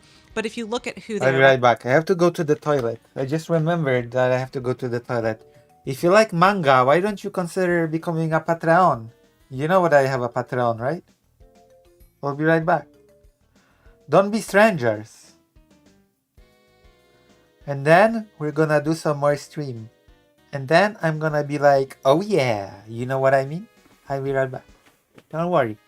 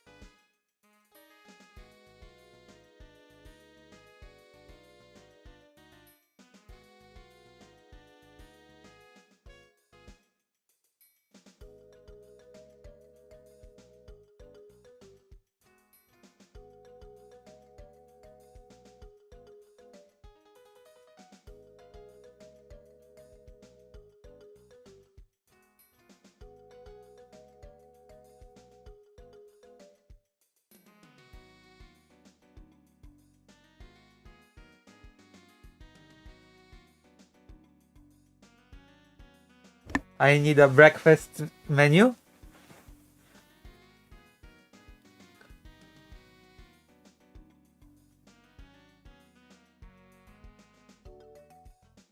Who? What?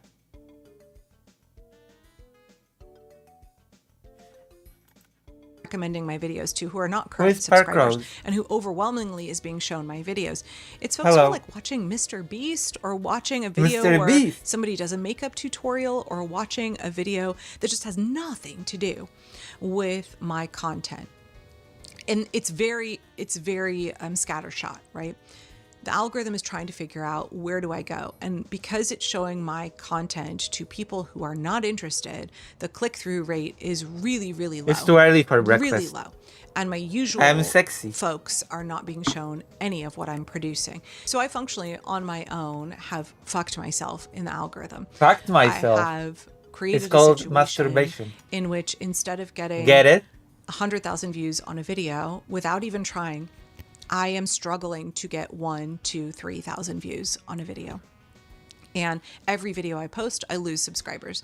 Every video I'm gonna I post my Patreon. is making YouTube less and less happy with me. And I sort of feel okay about it.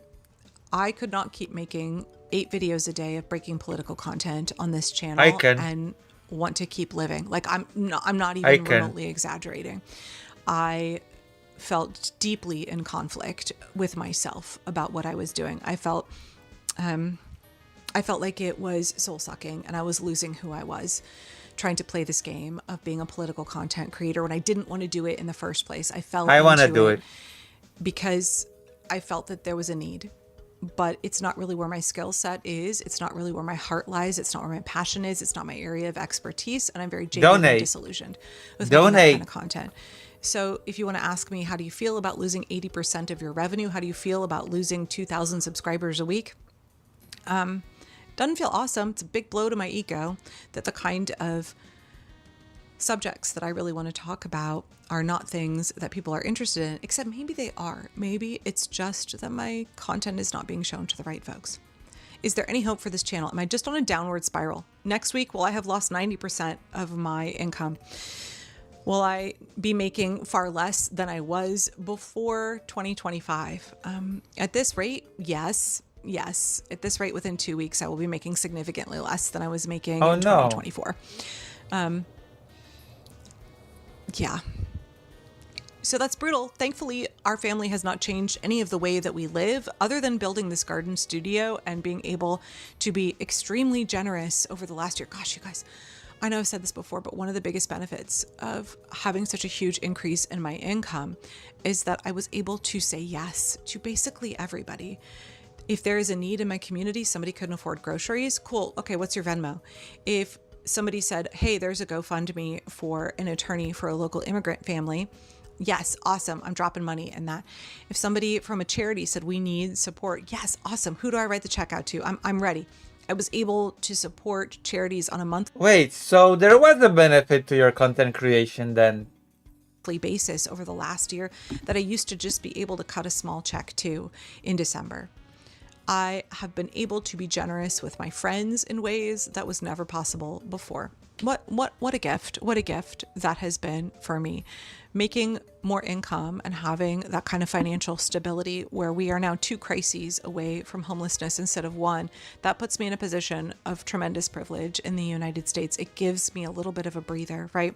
I have a little bit in savings where even though I am facing this huge loss of income, it's not the end of the world for our family.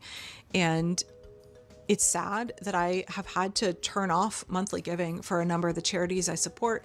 Now, when my local grassroots organizing group comes to me and says, can you help fund this thing? Can you buy banners for our protest? Can you help fund this event? I have to say, I can't right now. And I hate that. I hate not being able to be everybody's sugar mama. When you've been poor almost your entire life and you have been on the receiving end of other people's generosity, it feels so good to be in a position to give back in a really substantial way. Not that I haven't been trying to give back through that third ethic of permaculture, fair share, like donating garden produce. So there have been some real and significant downsides to basically destroying my reach in the algorithm. But there have also been tremendous gains for my mental health. Tremendous gains for my mental health. I don't hate the kind of content that I am putting out now. I don't resent the kind of content that I am putting out now. I'm able to say, you know what, I don't have to put out a 5th or 7th video today. I can just hang out with my teenagers. I can just read my book.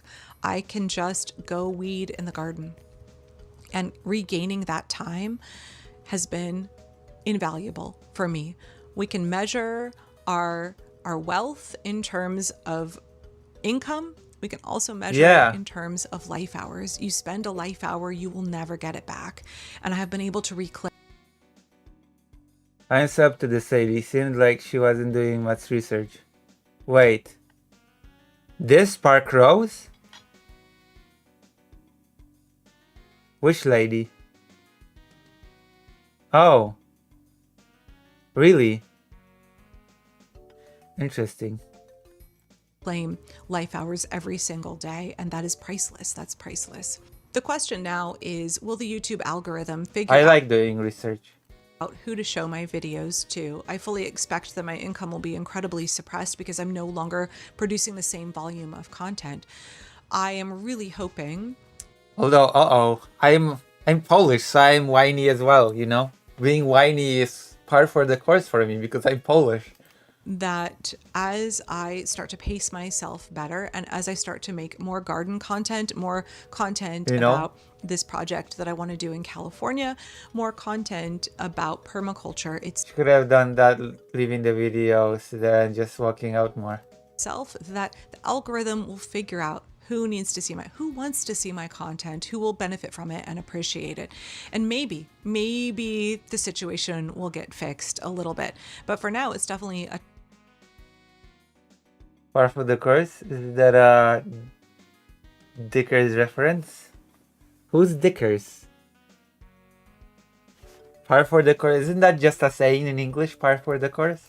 tighten the belt moment. Now it's definitely like, oh God, did I just destroy my business in order to regain my sanity, in order to be able to live with myself, in order to be able to reclaim any semblance of a life? Listen, whiny is right, okay?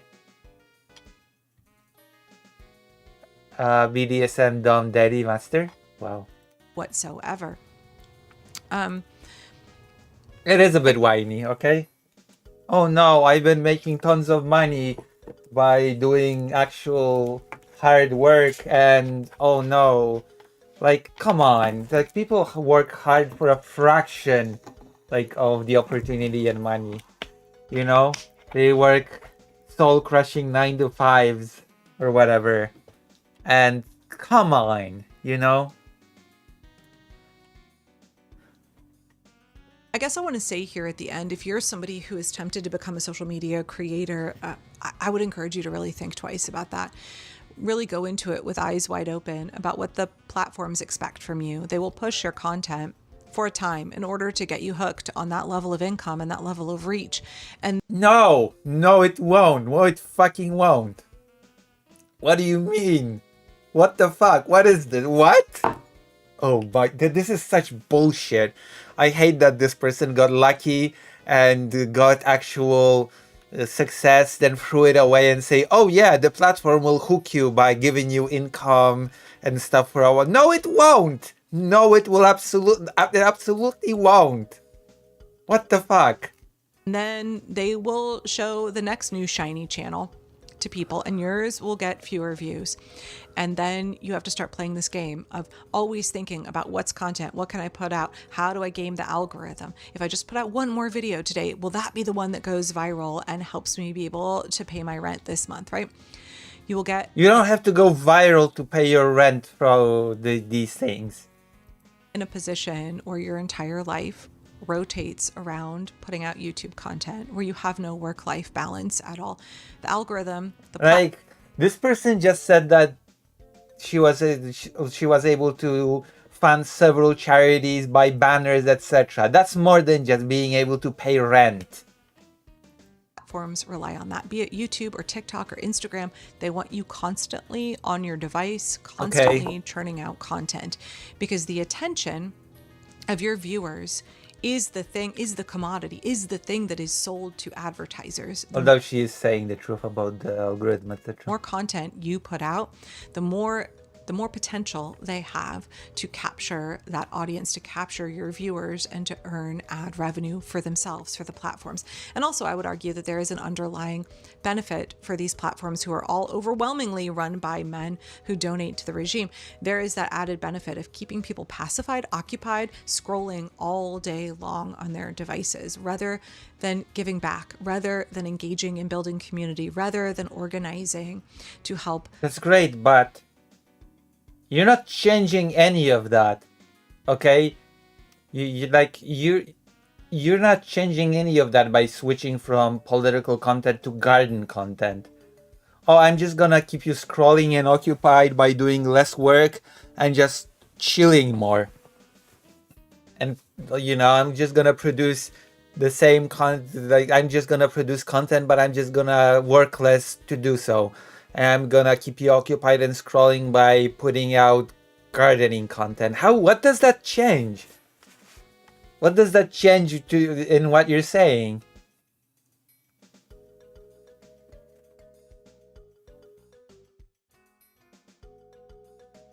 Like what? Fix the problems that we're in. They want people pacified and occupied. Like, you're still playing the game. We just want to do less work. Their devices. So just be aware. Be aware of what you're getting into. For 10 years, for 9. So she's saying she made a shitload of money, gave it away instead of saving, deleted her videos, ruining her algorithm, and now whine. Yes. Like, come on. Years, I really enjoyed this job. I really enjoyed being a YouTube creator, even though it didn't really pay the bills, even though it was like supplemental income for our family. That wasn't the goal for me. The goal was never to make money on YouTube. The goal was to share my passion and love of permaculture and help give people tips and advice, skills, teach them about permaculture for free, right? They just have to watch an ad, and they don't have to pay $3,000, $4,000, $12,000 for a permaculture design course. I'm talking about it all for free on YouTube. The price of admission is watching an ad.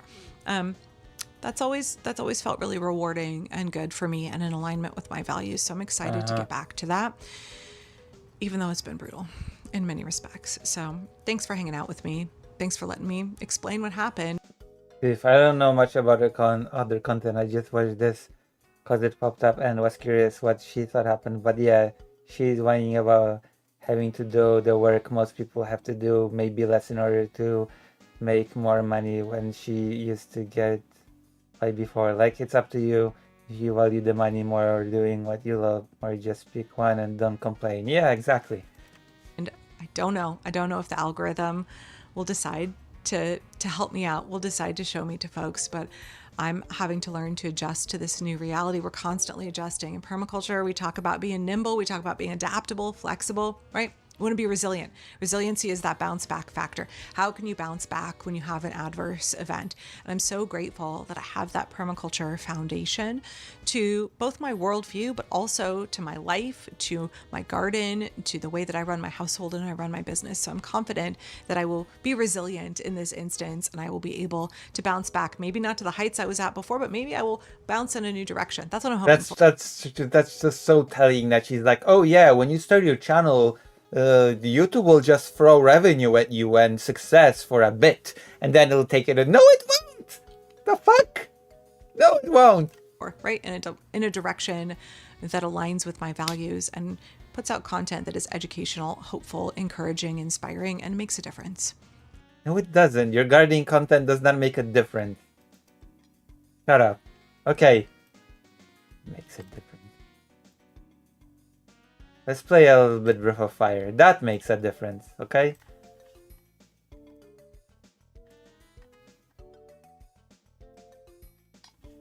This makes a difference. A game with horse people that kidnap little kids. That makes a difference. You know? In lives of people.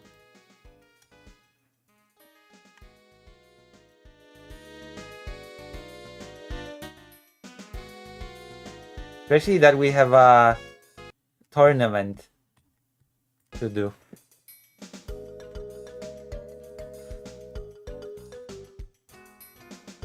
You won't getting away this time.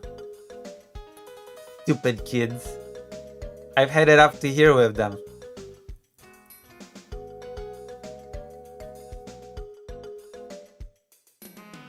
The Contest of Champions.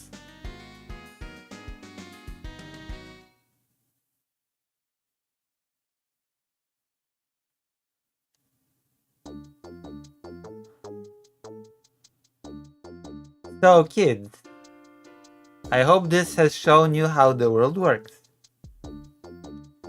In the end, her past content was still making a lot of passive income too. It's her deleting everything that fucked it up. Could have just said she pivoted. True. It's people like us who get what they want, right bro? The strong get what they want, and the weak can't do anything about it. Just like in the Contest of Champions. Clifford, like I got that idea people shouldn't have to pick like that and should be able to do what they want to contribute to society. But in the world we live in, most people are alienated by what they have to do to put bread on the table. And the worst thing is that she said that there was no value to what she was doing with the political content, that she felt that she wasn't making a difference. But then she was like, oh yeah, all the groups that were trying to protest, all those activist groups, they would go to me and say, hey, can you fund our banners? Can you give us money? And I was able to give them money just like that. I was like, wait, so you were making a difference and you just threw it all away? Now that you're not making that content, all those groups that actually do activism in real life cannot count on you anymore? What? And you're saying that's better? You're saying that that's a positive? Well, like, what the fuck? You know?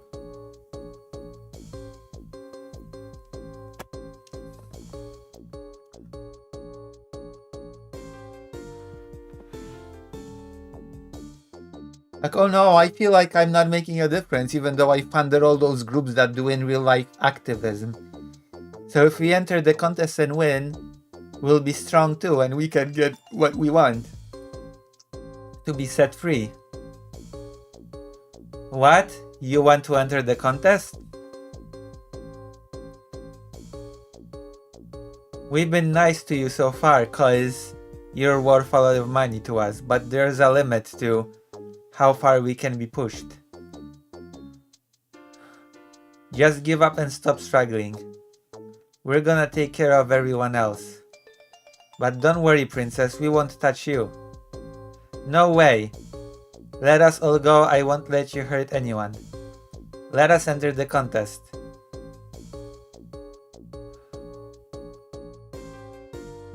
Oh, they're all getting uppity, bro. We should get rid of them now.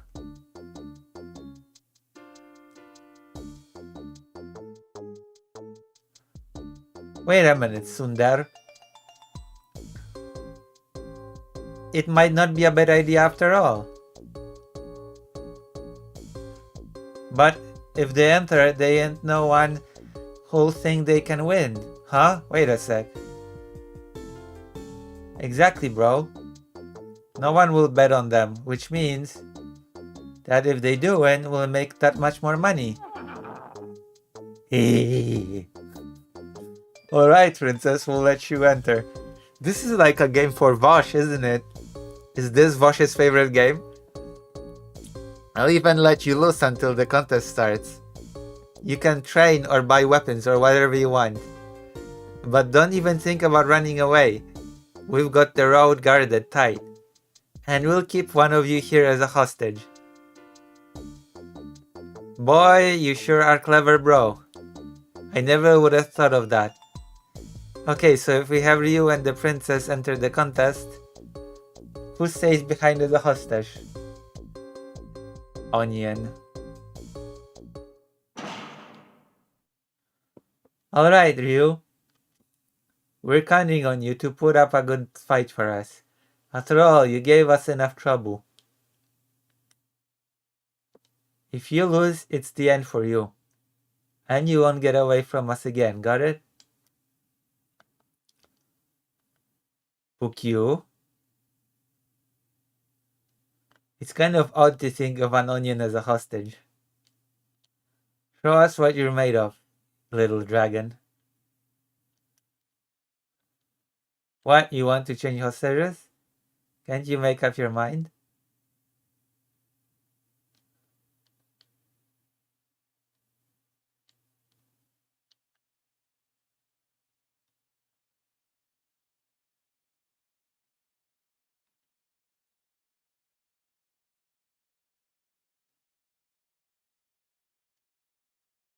Show us what you're made of, little dragon.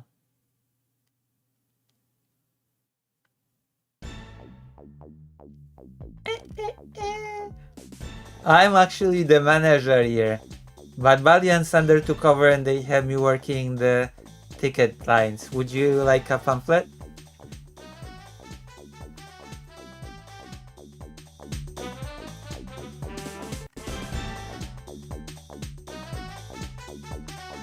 I'm sorry, but there are no tickets.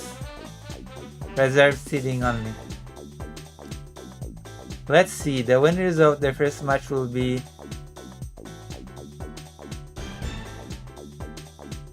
tickets holders. This way, please.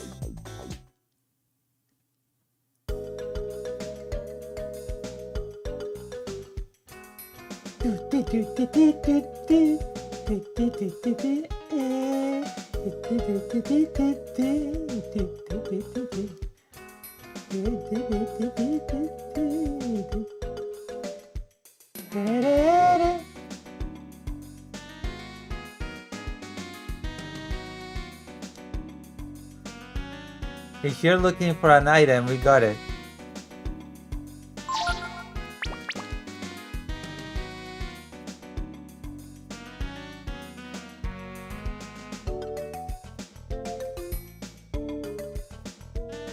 Weapons?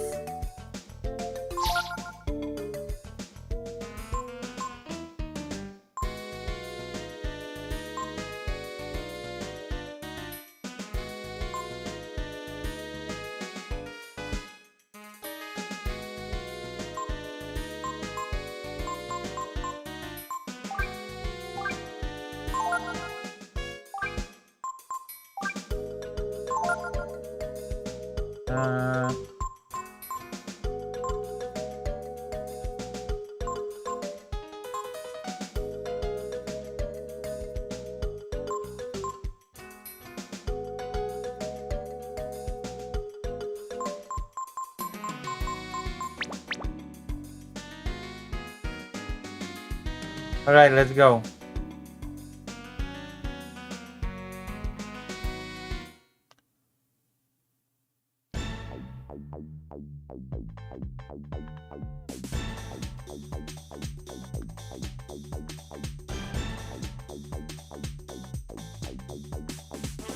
Emita is a wizard. What's Hona doing the null magic? Where's the top seed? They won't let just any kids enter. There's gotta be something behind it. Yeah, babe shack.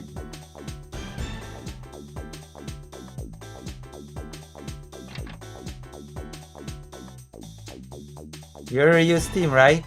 Do you know the rules for the Hall of Fire? Yes. Here, single team members fight in a knockout tournament. The order you fight is in the same as your battle order.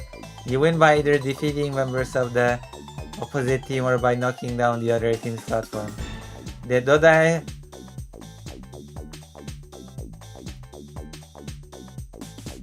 Yeah. Understood.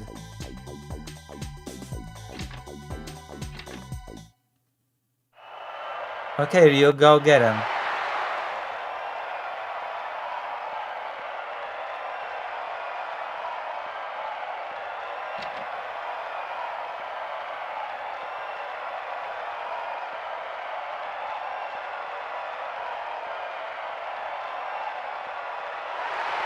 Ladies and gentlemen, In this round, Claw versus Ryu. Take your places, please.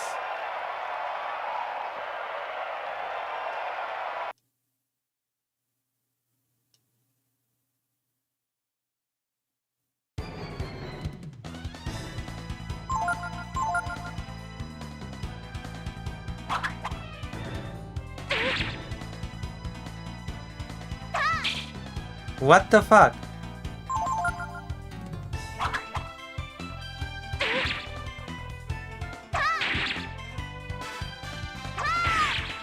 There you go.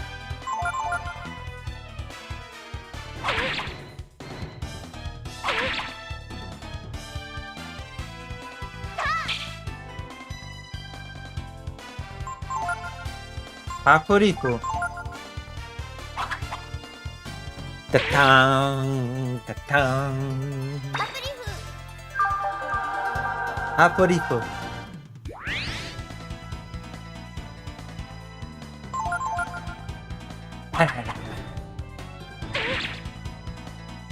Ta.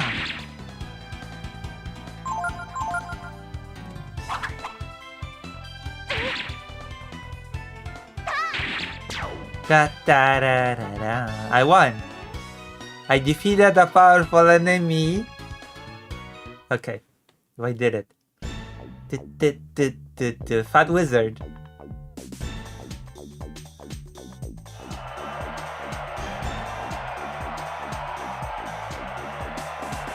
Ladies and gentlemen, in this round, K-War versus Ryu.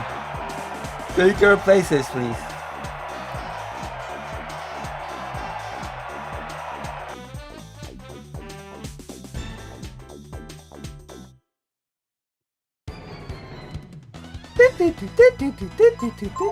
We're gonna use a Healy hair.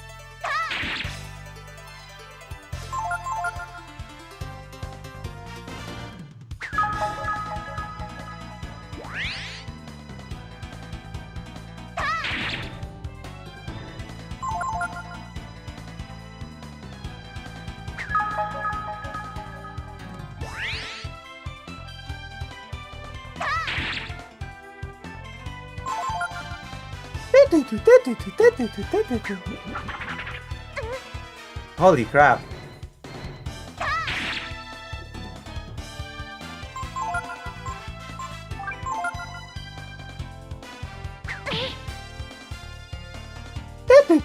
That would have, if he would have used the same thing, he would have killed me. I don't wanna hit the muscular man with giant bulges.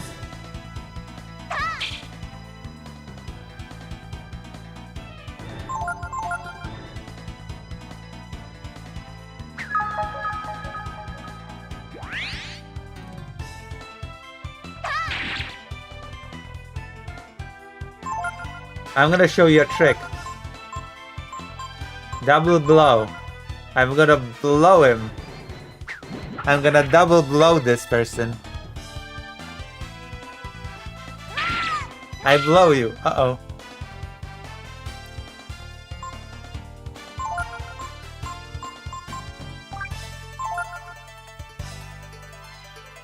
Oh my. I died? What the fuck? No fucking way.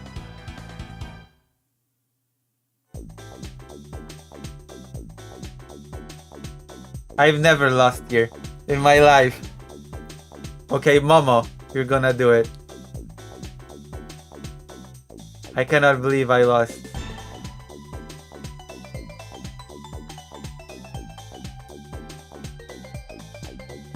I should have turned into a dragon. Actually, I forgot I could turn into a dragon. And you'll just smash this fight.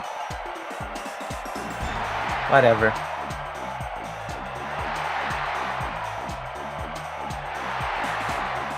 I'm gonna turn into a dragon next time.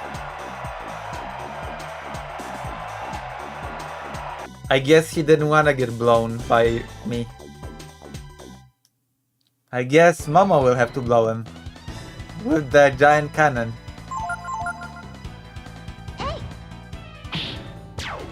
What?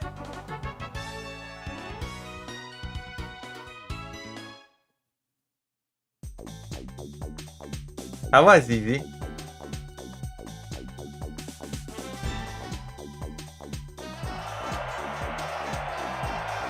I thought the HP would reset.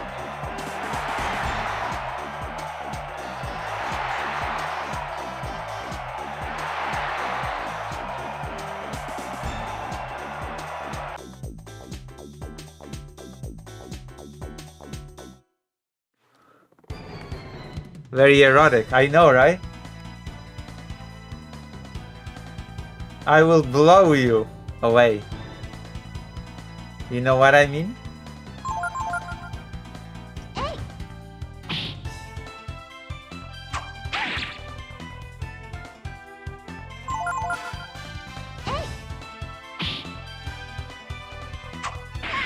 What?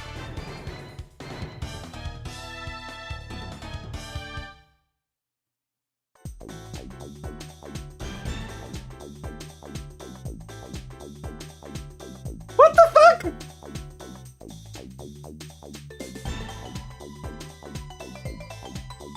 This has never happened to me. What the fuck?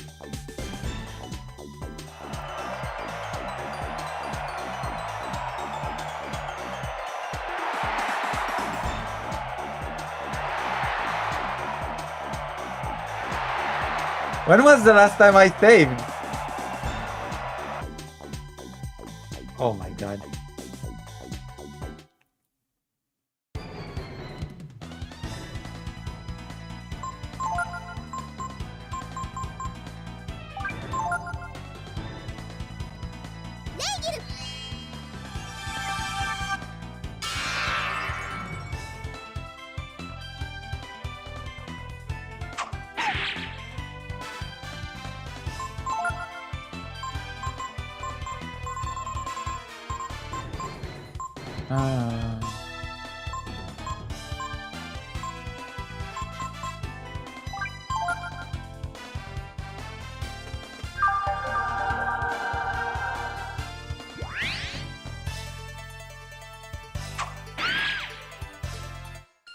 What the actual fuck?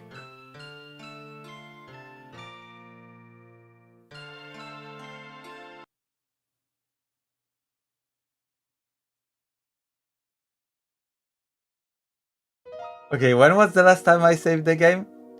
Oh no. Oh no.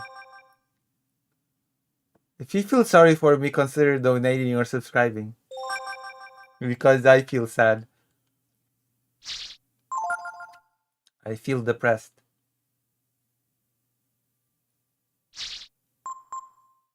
I have a bad feeling about this.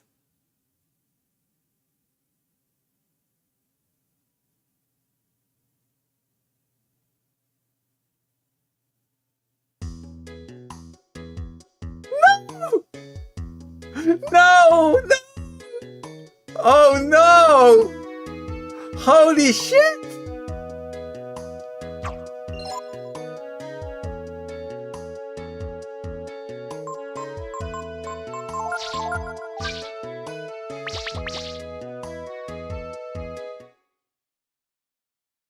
I have to do the plant all over again?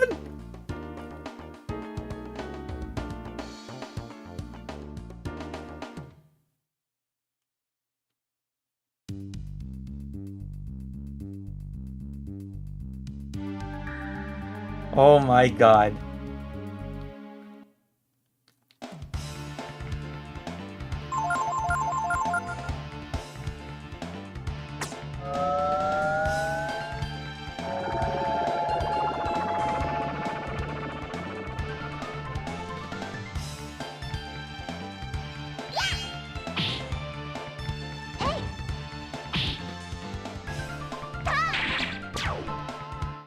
Oh my god.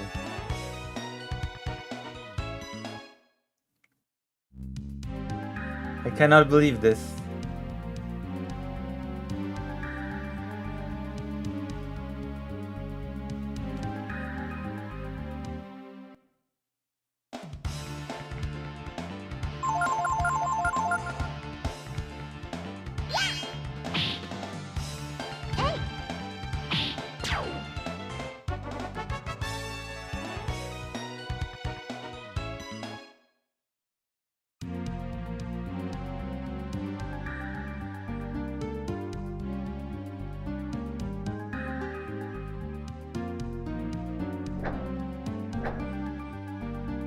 Alright, it's okay, we can do this.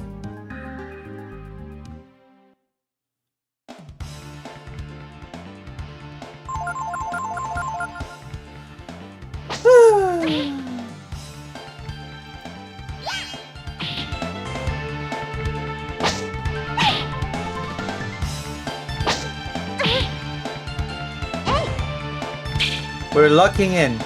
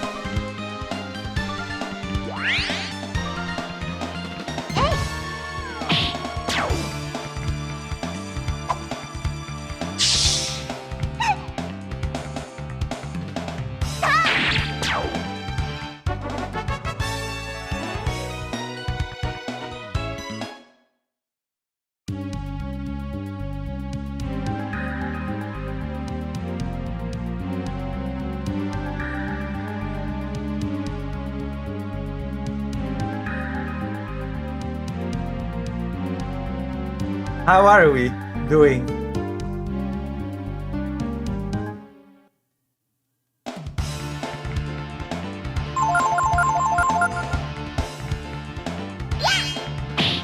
I feel like we'll have to get all the best equipment. Forget it. Ryu will have very low agility, I guess.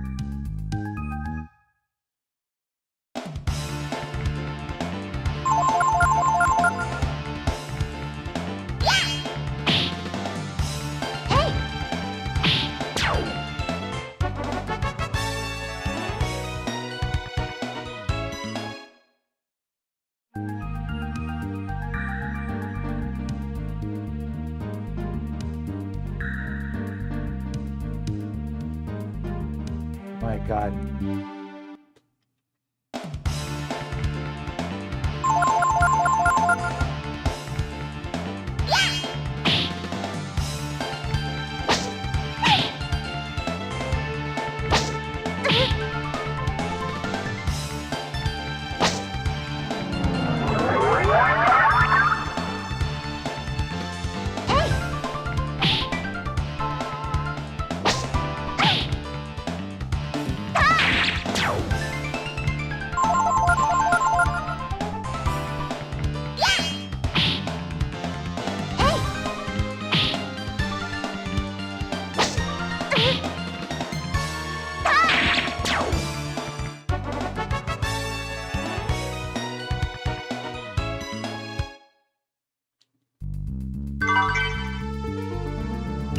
We're gonna equip it to Mama. Okay.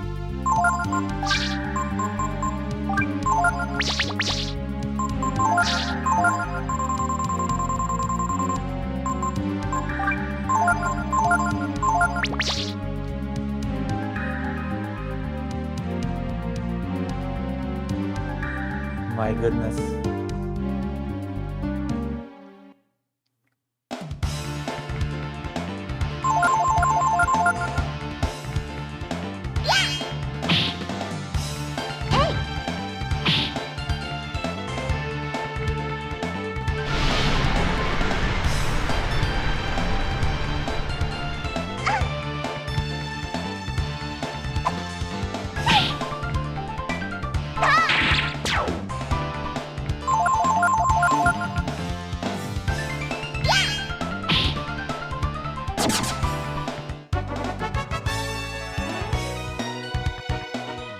הרי זה מוקסה.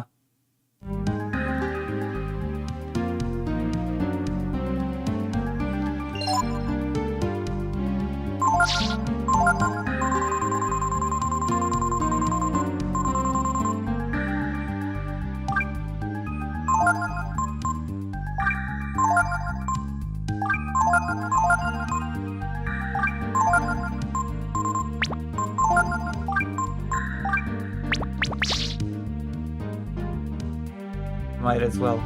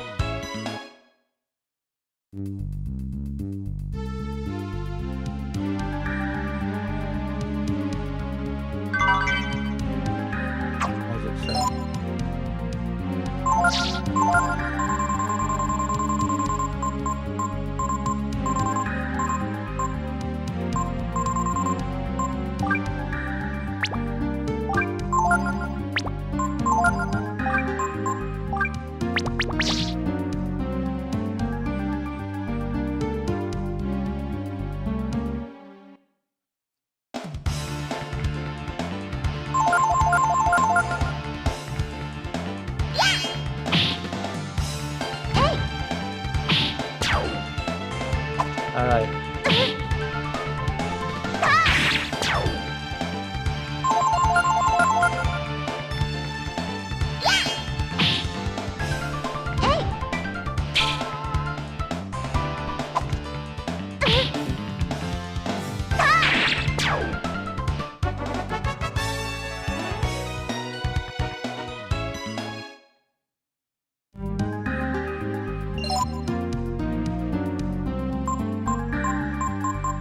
Yeah, I feel like I'm missing some genes. Actually.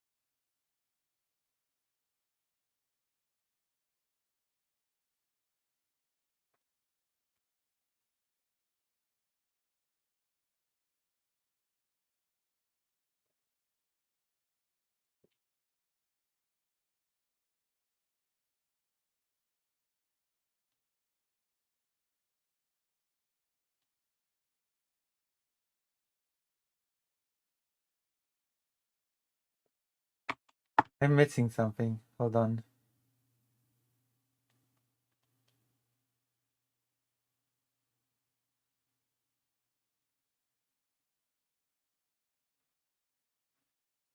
Did I miss this G?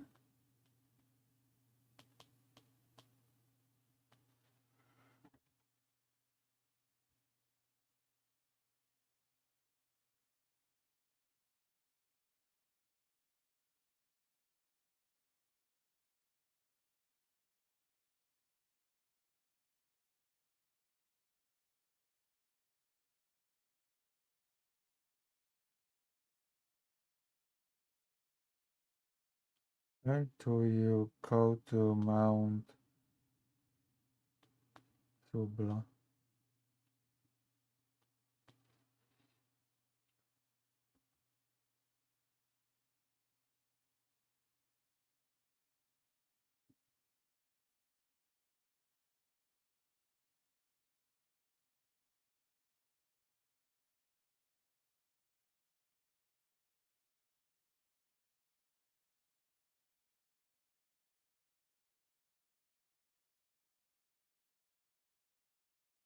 Oh no, never mind. I didn't miss anything. I thought I missed. But I didn't.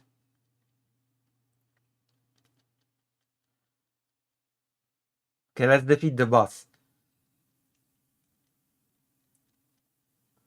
And let's save the game after. You know?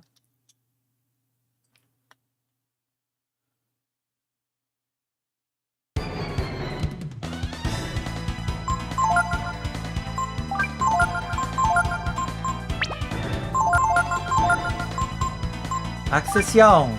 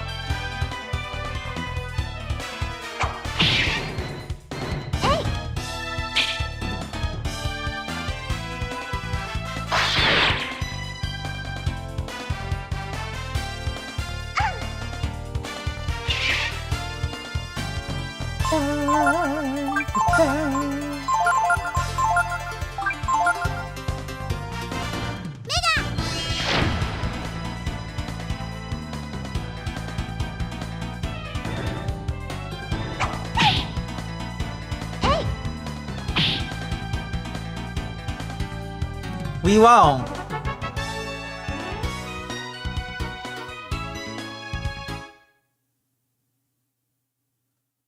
I'm sorry. I just wanted to kill you. Why don't you let me kill you? I wanted to be killed too, but not by a freak. The X-Men must be destroyed, and you're the first to go. Professor X, wanted me to go to the school for those freakish mutants. Is that so? Well, then we have to go to the school and kill them all. Okay.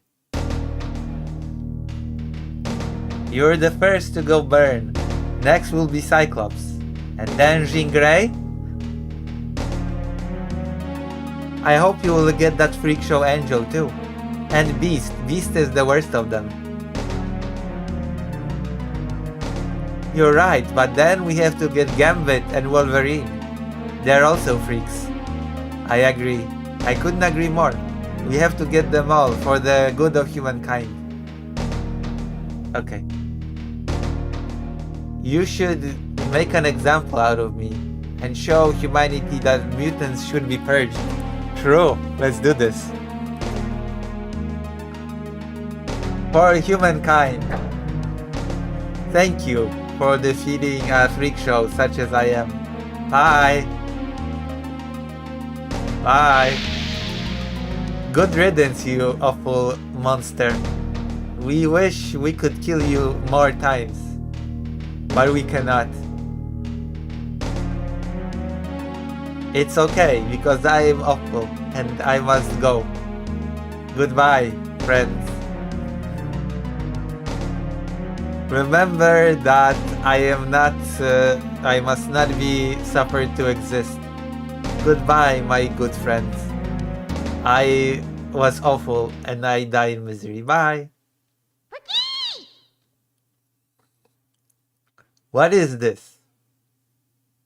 Hellspawn. We will cut you up from limb to limb and eat you. Good, use me as a food source. I kill you. Wait, Ryu, if we kill it too fast, we won't be able to use it as a food source. That's true. I think I understand. We have to torture you slowly.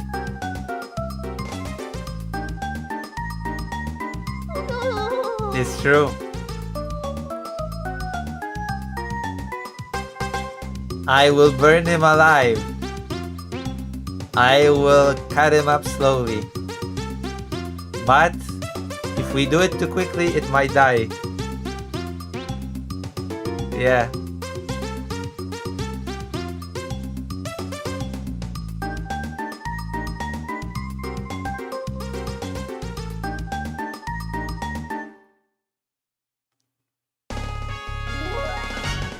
Pervert to join your party.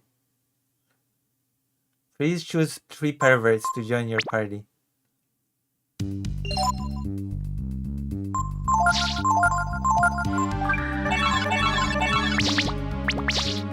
You know what I mean?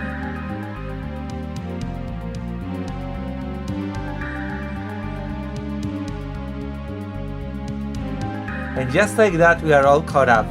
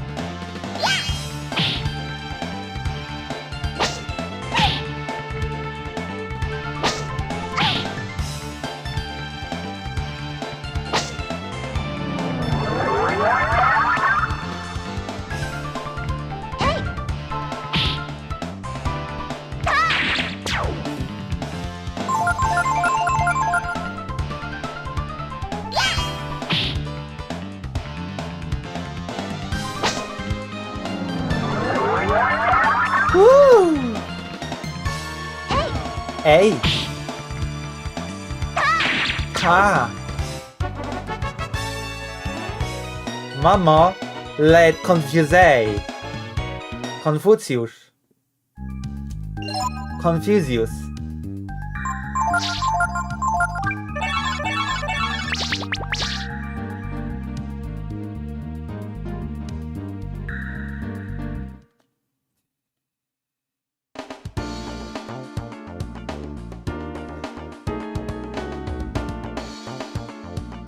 We're going to the coffee store.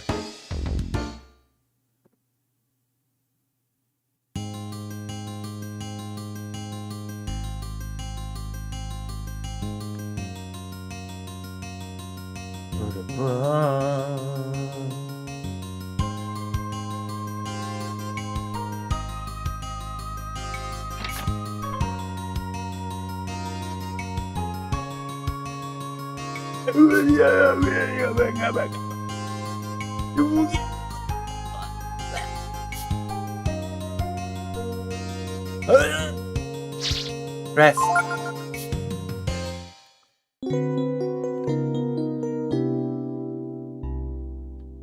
There. Yes.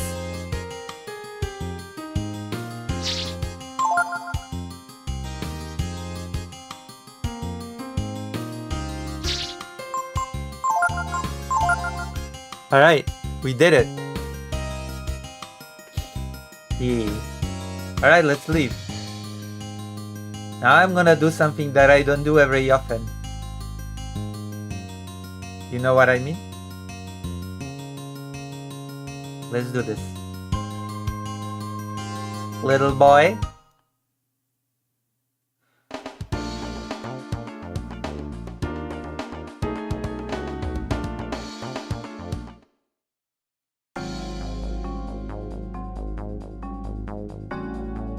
Look at this little bag.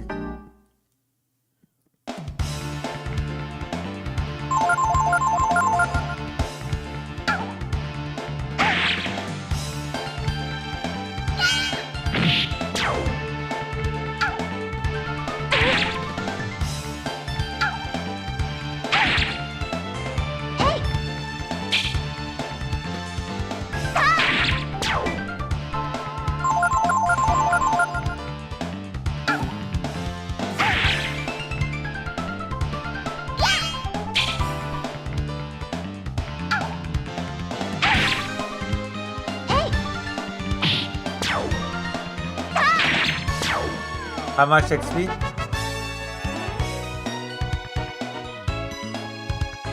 We're gonna get one more level for you.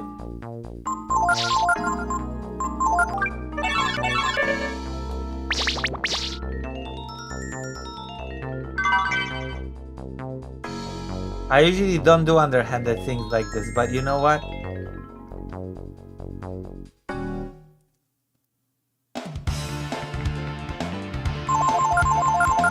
Gonger.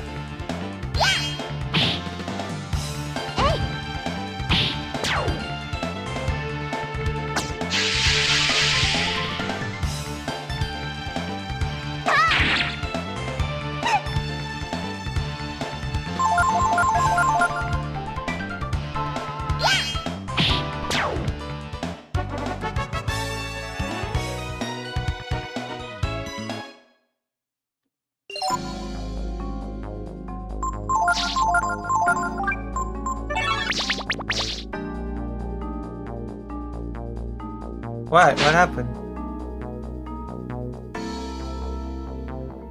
What happened to the Gonger?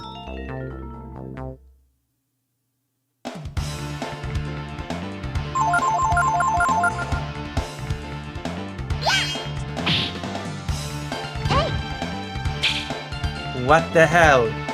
Still misses.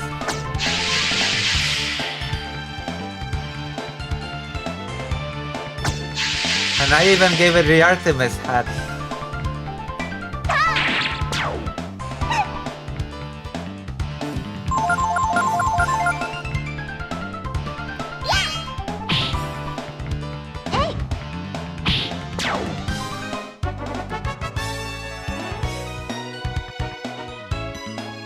Momo is a pervert. You have to accept it.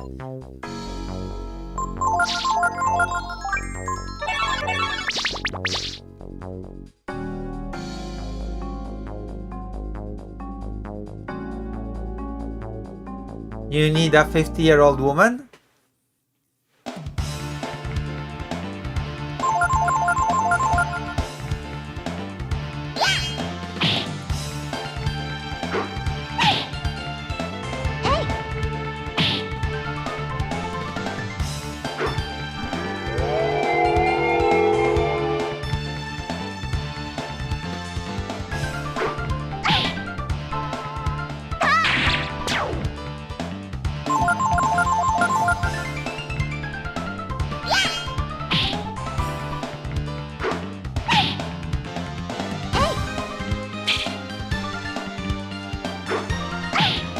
Isn't Momo like a dog person or something? Are you a furry?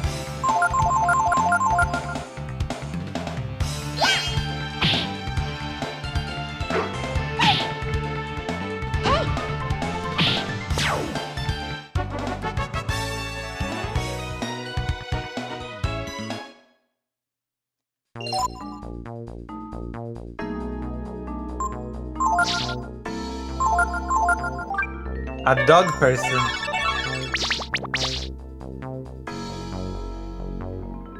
Aren't those two things her ears?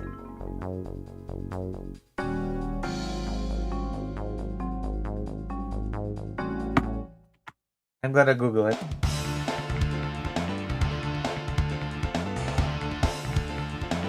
Is Breath of Fire free Momo a dog person?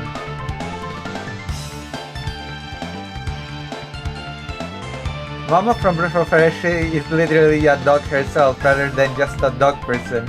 Official Capcom design materials classify her as a member of the canine Grassrunner clan, meaning her long ears are canine based. There you go, she's a dog! Momo's clan and species. Grassrunner clan. Capcom artbook state Momo belongs to the dog canine themed race. There you go. You're a furry. Malaki is a furry. Malaki is a furry.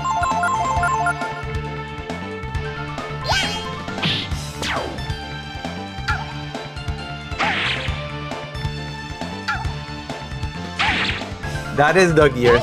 That's what Capcom says. Malaki is a fairy. It's okay to be a fairy, Malaki. It's okay. I accept you. It's an accepting community, okay? Malaki, this is an accepting community. Even if you're a fairy.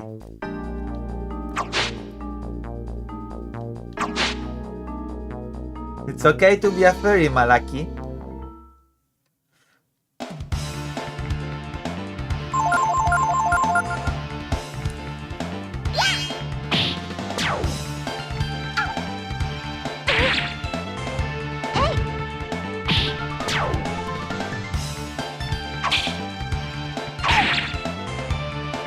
Malaki, it's okay.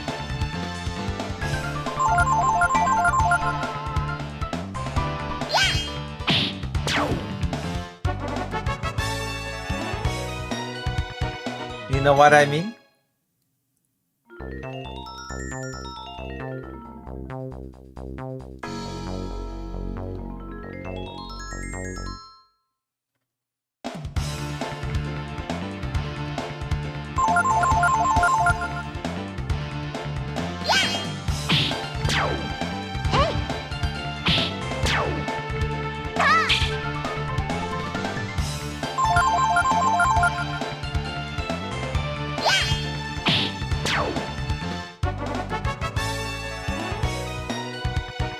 Typhoon! You know what I mean? Let's get one level for you. Nina is a bird person, by the way.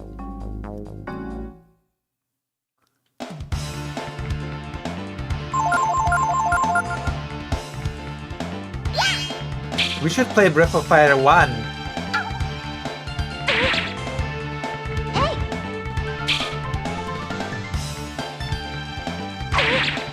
Double blow.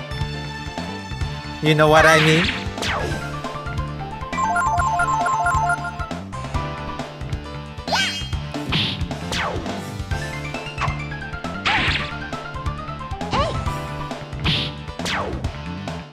The power of the dragon.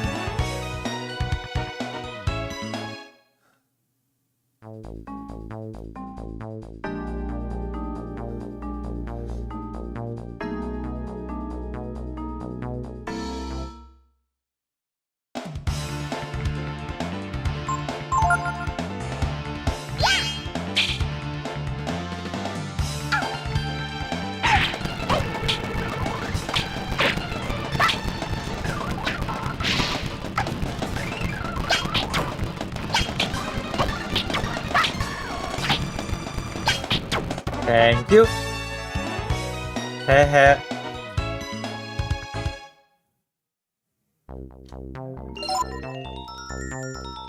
You know what I mean?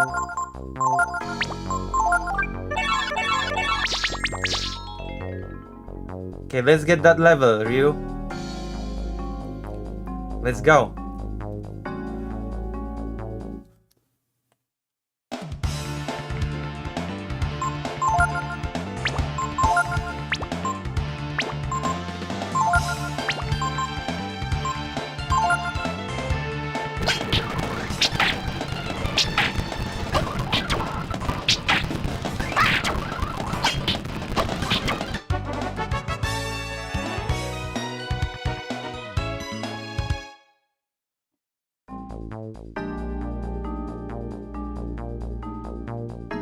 You know what I mean?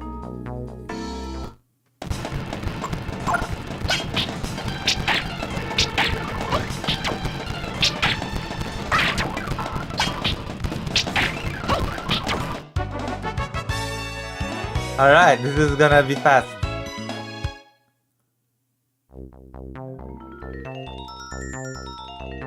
Let's do this. What do you mean slandering? She literally is a dog race. What do you mean slandering? Are you a racist?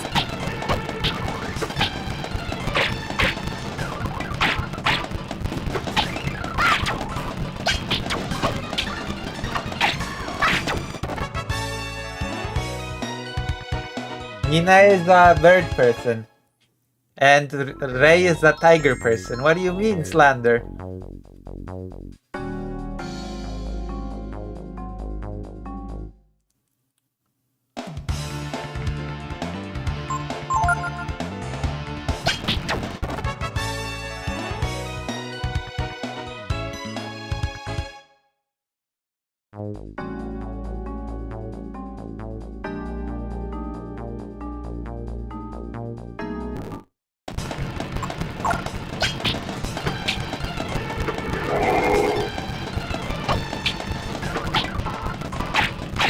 What does that have to do with the fact that she's a dog?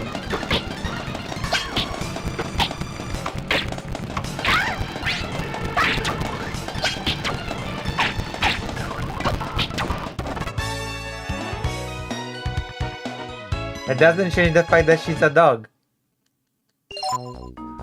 I guess dogs can just be brilliant scientists.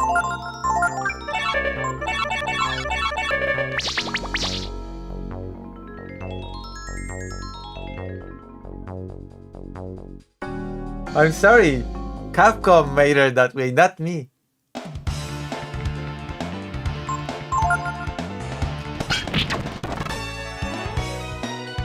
Blame Capcom, not me.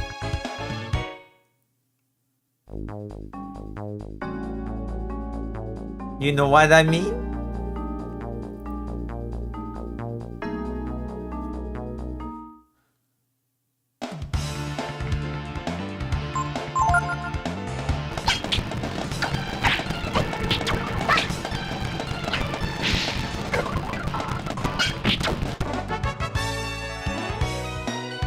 Almost level low.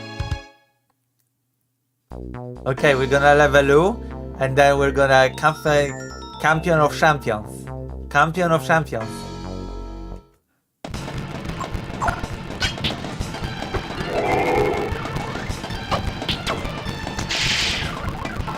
Donger.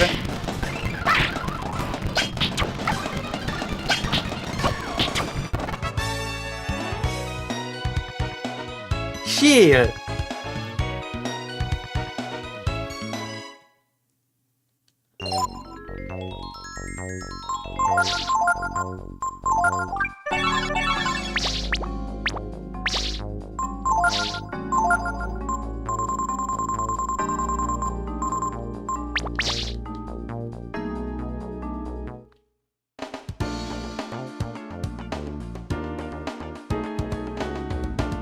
Coffee shop.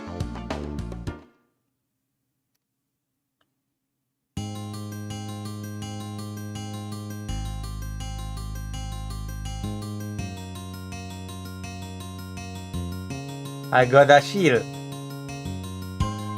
You know what I mean? Do you know what that means?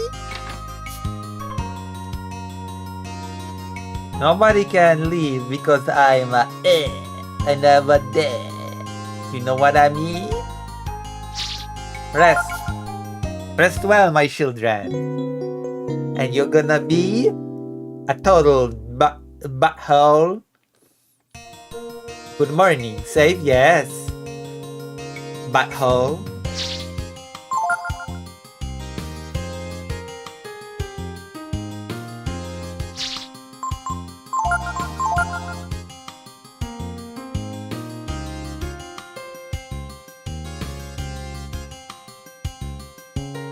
I'm gonna show you a little bit of magic.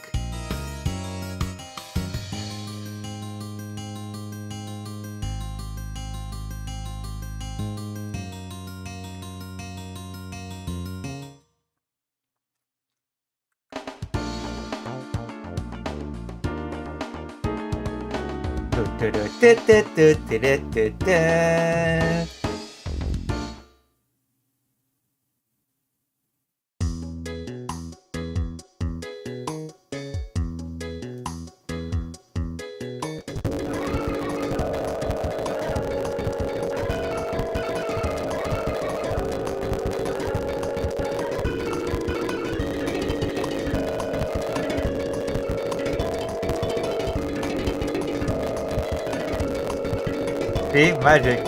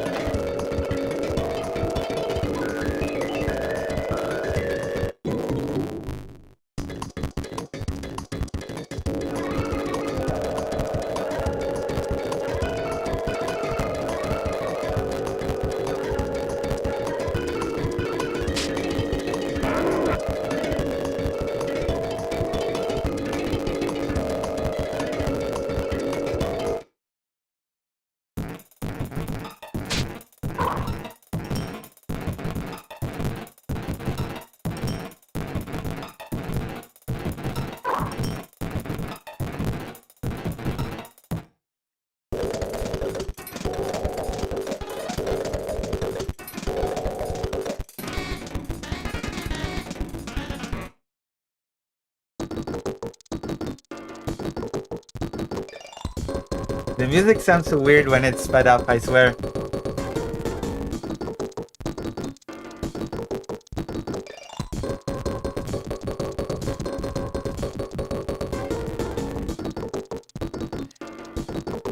And it feels like they're having a seizure when they shake their hands like that.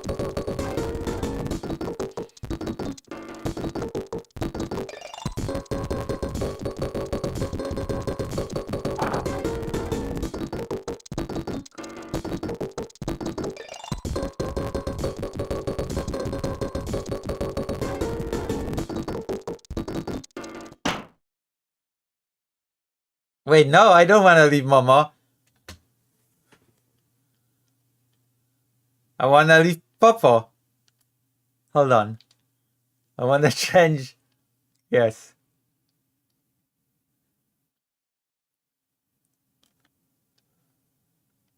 Malaki would be very angry if I left Mama as a hostage. Wouldn't you be angry, Malaki?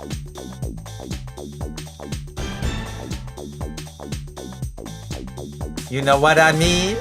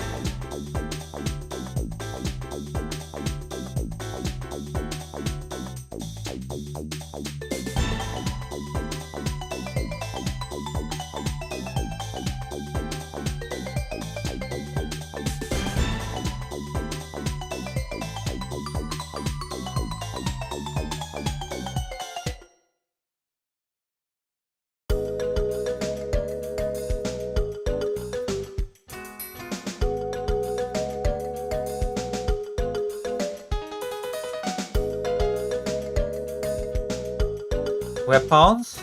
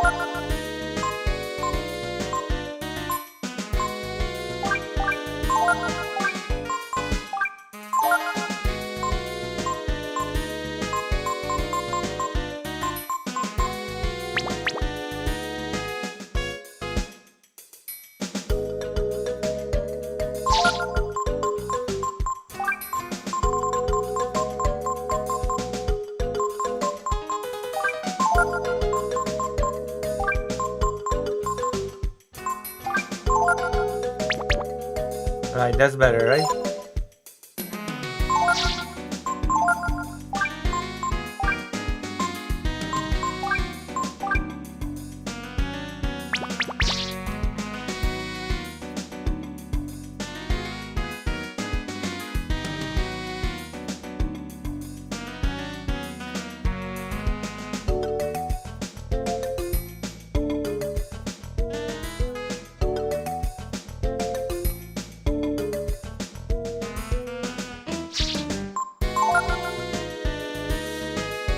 Okay.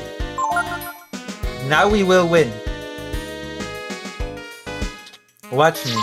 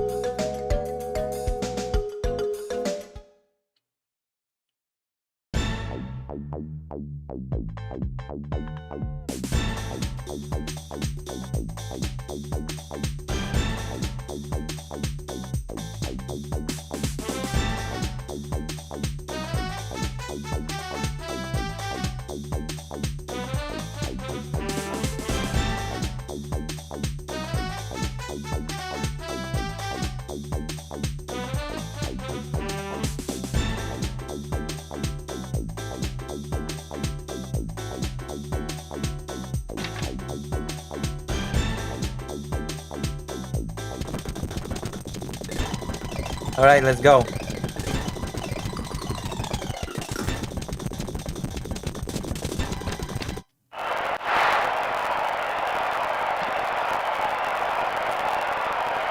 I will show no mercy.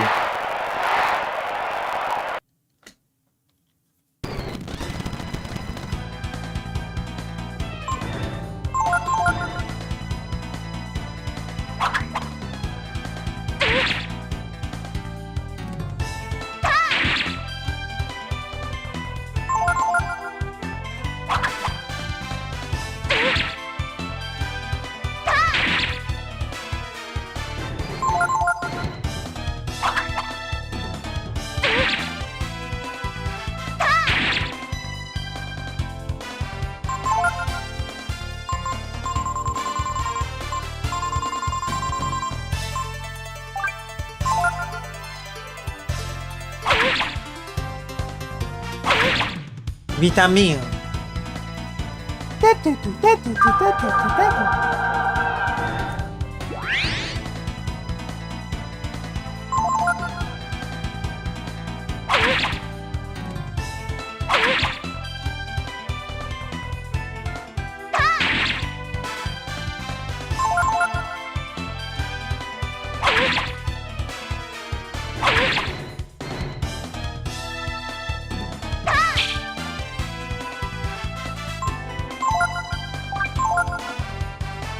Oh my god.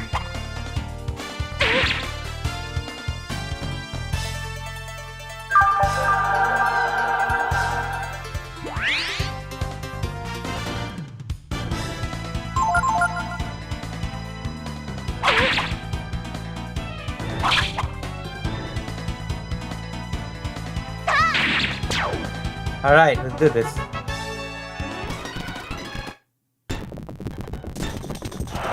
Okay, wizard, I show you no mercy. Let's go. I show you how no mercy looks like. Look at this.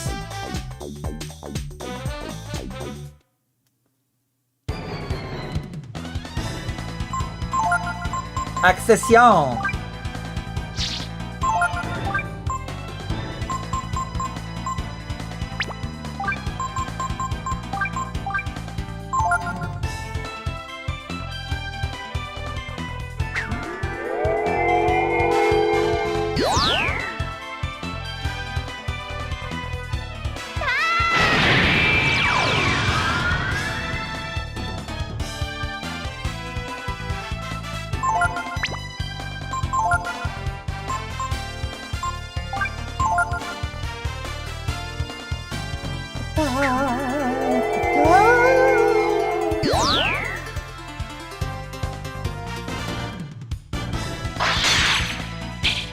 What the fuck? Really?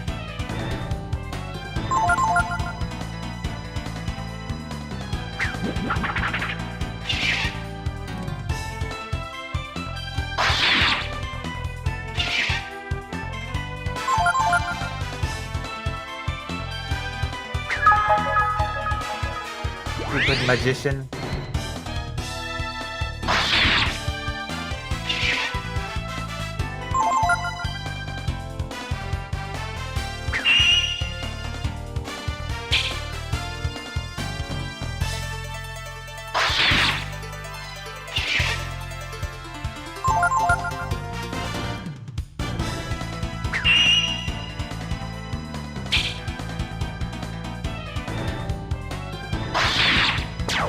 There you go.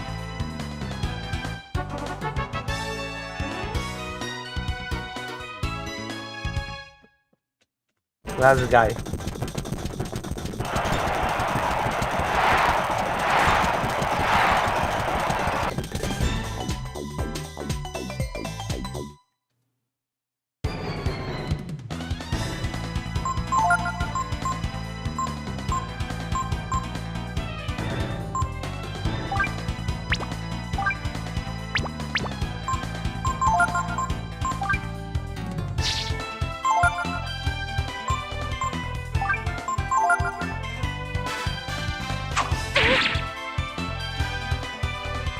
Accession! Well.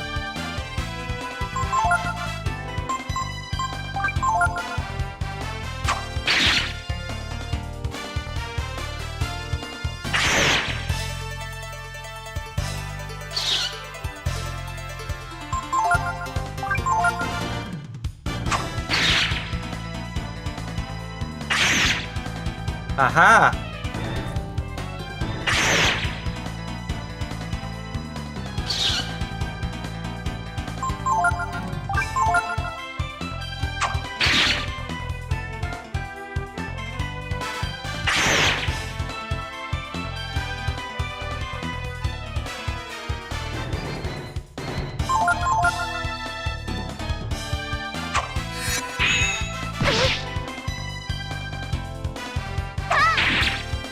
There you go.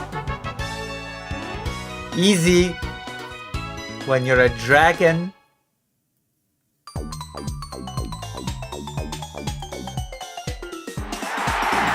Congratulations! And the winner of the first match is Ryu and his team. Yeah, of course. Because I'm a dragon. Life is easy when you're a dragon. I'm so glad we won. For sure. I was like totally surprised, you know? Like who would have thought that some kids like Ryu and Nina would win, you know? Okay, your next match is like in the Null Magic Hall, see? And you'll be like fighting Emitai's team, you know? So good luck, okay? Let's do it, then we can get out of here. Is transformation into a dragon considered magic? Did you win? Who knows which way Lady Luke will smile?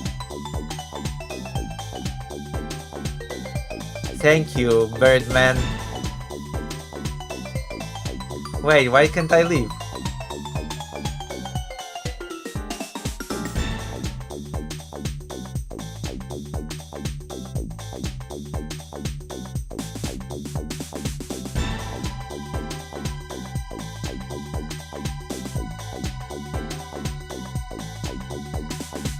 Oh, wait.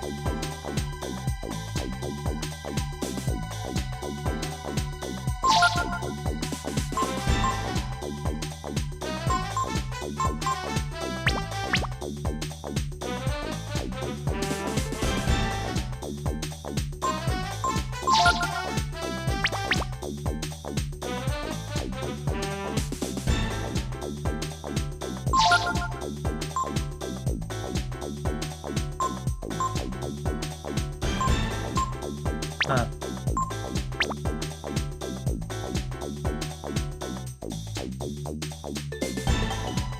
I am tired.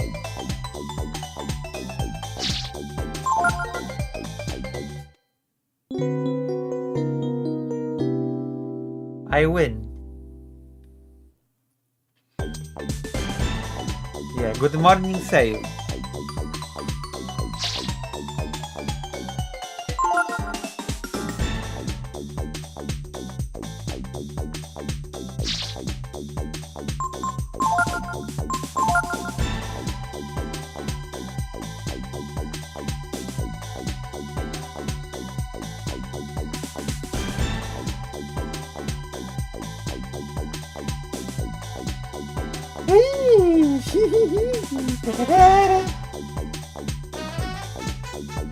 Where's the Null Magic place?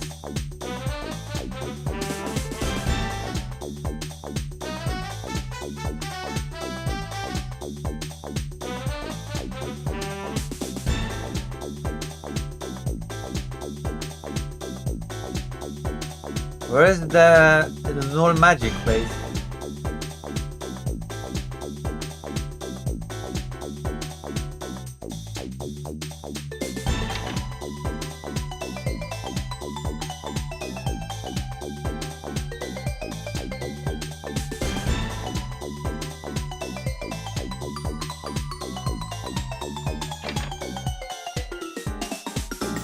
God is using this room next. You need to get to the Null Magic Hall. How do I get to the Null Magic Hall?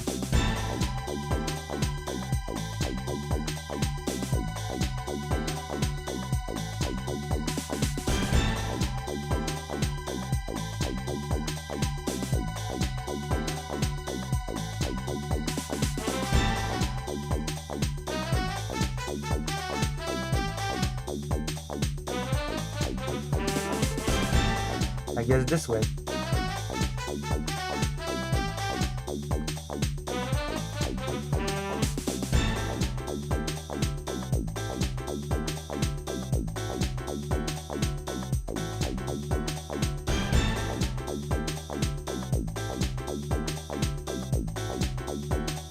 Oh.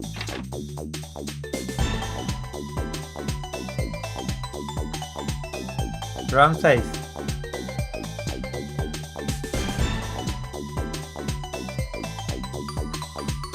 Yeah, I say. Don't worry.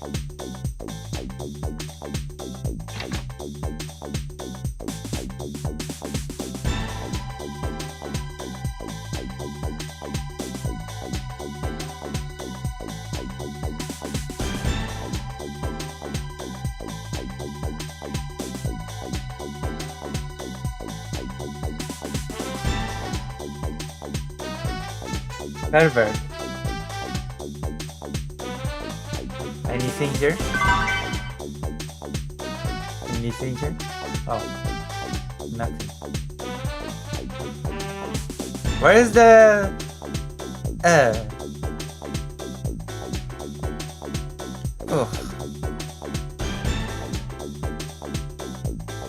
Oh, it's here, I think. Daddy, are you okay? You gonna win without your magic? Cough, cough. Don't worry, honey. Your daddy's the best magician in the world. He won't lose.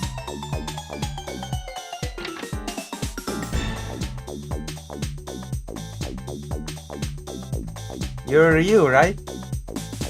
Your second match will be with Amitai's team here. Do you want me to explain the rules? No. Are you ready? Yes. Understood. Alright then, I'm off. Excuse me, may I come in? May I come? You're Amitai, aren't you? That's right. I know we don't have much time, but I have to talk to you. You're getting ready to start, Mr. Amitai. As you may know, my daughter is really sick. If I don't win this contest and get the prize money, she won't be able to have the operation she needs. I'm sorry to hear that, Mr. Amitai. Are you trying to ask us to lose to you on purpose then? I know it's a hard thing to ask you, but if you don't, my daughter will die. I know I can win the final match. My magic hasn't been beaten yet, but in the null magic hall I'm just like anybody else. All I have to depend on my two boys here. Give Amitai a win, please, please. I'm sorry, Mr. Amitai. But one of our friends is being held hostage, you see. We have to win too. Oh, I didn't know. I guess that's that then. Oh, Lila, I'm so sorry. Please forgive your poor father.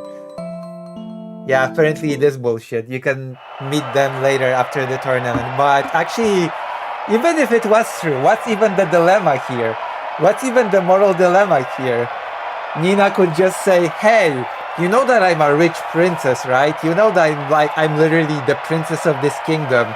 You know that once I win my freedom, I can just go to my dad, the king, and ask him to give your daughter the operation that you need, right? You know that I can just do that, right?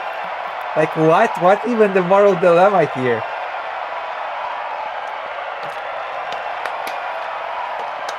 Just saying.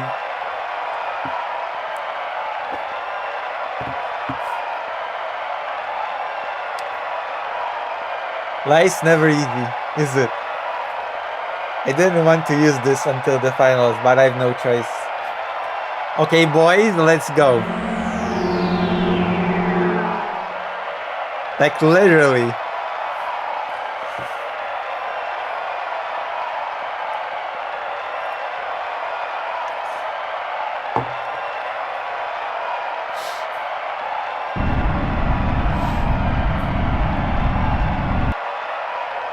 Here I am. Hello, boys. Just like I said, I can do anything. I'll just have to let my boys do my fighting for me. But boys? Well, we're out of time, so... Ladies and gentlemen, in this match... Also, this is supposed to be a null magic, and he transformed them using magic, so... That's cheating.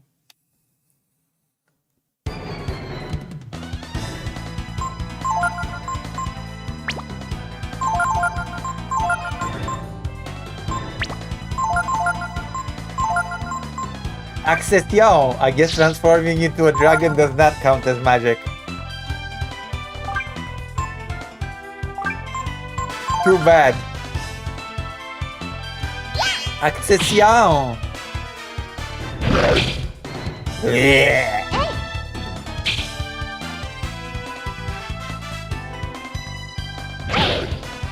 Yeah. I'll just burn you all alive.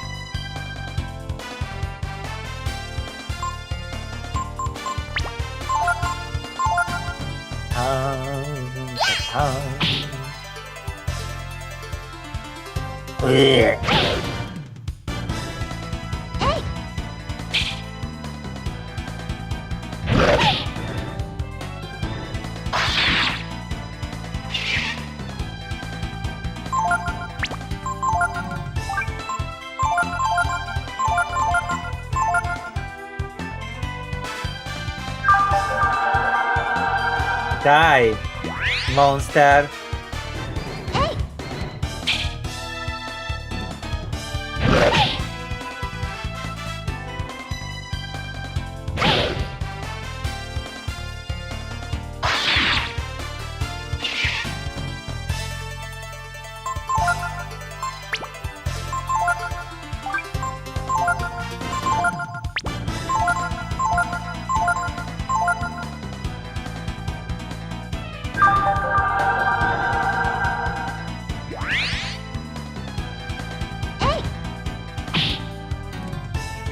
Damn.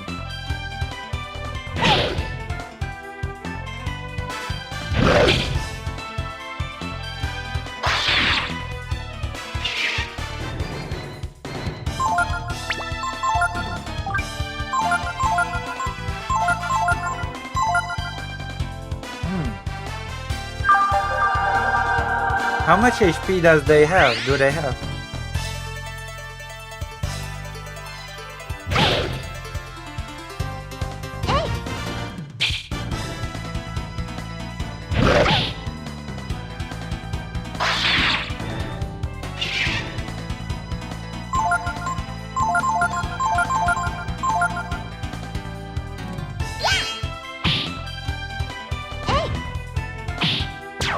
Alright, we did it. We got one.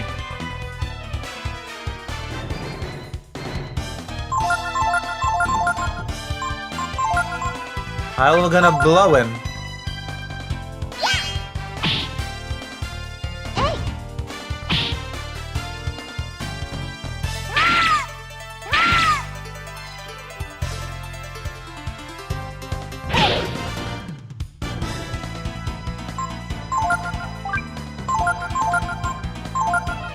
I'm gonna blow him.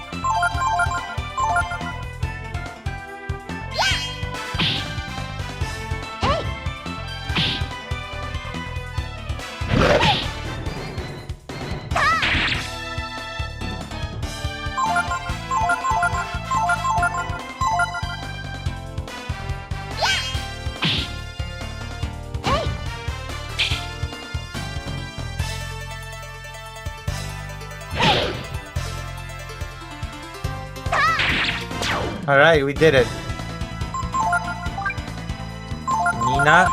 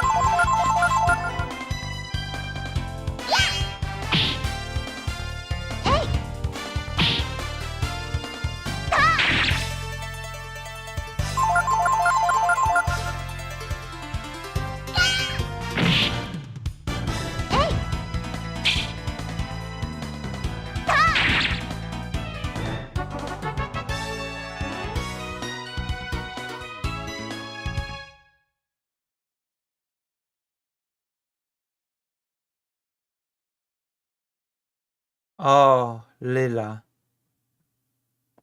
Eh.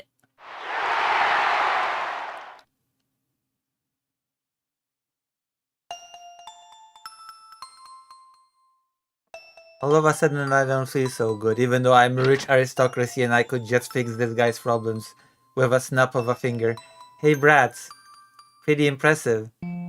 You actually made it all the way to the finals. We don't need your compliments. We just want you to keep your promise. Hehehe, oh yeah, our promise. That depends on whether or not you here can beat Gar in the finals, see? Why are you looking so glum? Cheer up, gotta play your fans, you know. Oh, by the way, Emitai and his family are still in the other room. I'd stay clear of them if I were you. Emitai, I'm sorry.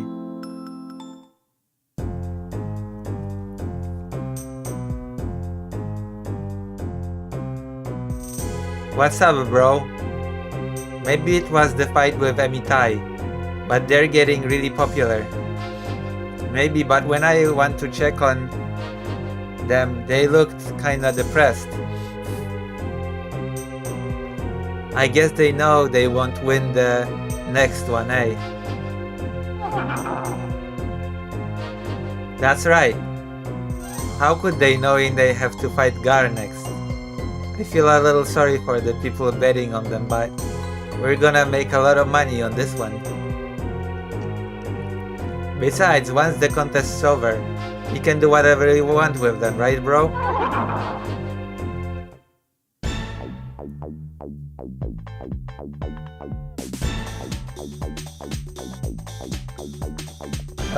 It's not really my place to say, but get the fuck out of here. Shouldn't you stop worrying and get ready for the next match?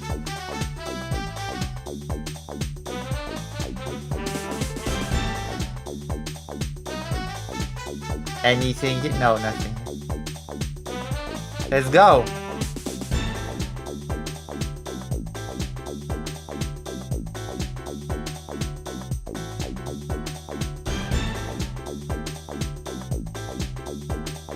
You must be tired.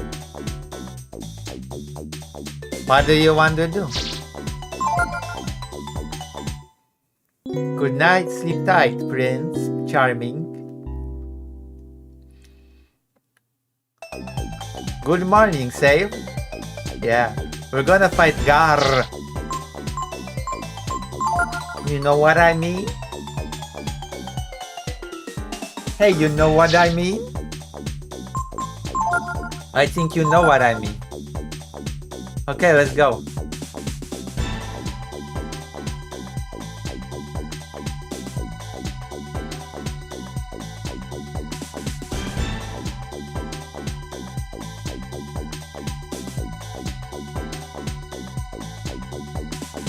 Are you ready? Welcome to the finals. A one-on-one match between team leaders. Please wait here until your name is called.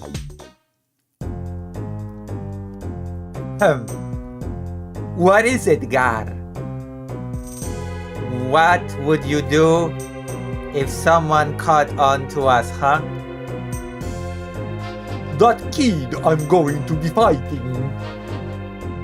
Where did he come from? How did he get so strong? Well, it's like this. He looks like any other kid, but he's really a dragon. Hey, he's nothing for you to worry about. Right? I mean, he's just a kid, yeah? Hey bro, do you think maybe Gareth here's scared? Whoa, hold on, it was just a jockey. Now, Gar. We're just telling you to be careful, see? A dragon! Are you serious? Yeah. But like we said, nothing for you to worry about, right? A dragon? Are you serious? Alright, let's go.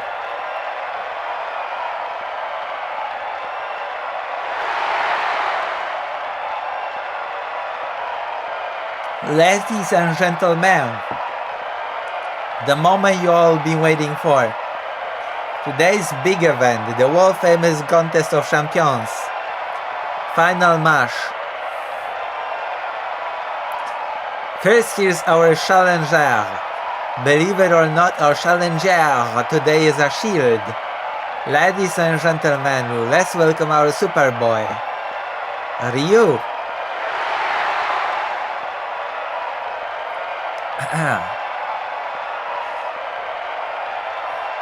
And in this corner, the one and only, the Wings of Death, the Master of the Blade, the Champion of Champions, Mr. Dynamite Gar. Oh look, it's Sakura from Street Fighter here, see? You can see in the schoolgirl uniform, there was Sakura from Street Fighter.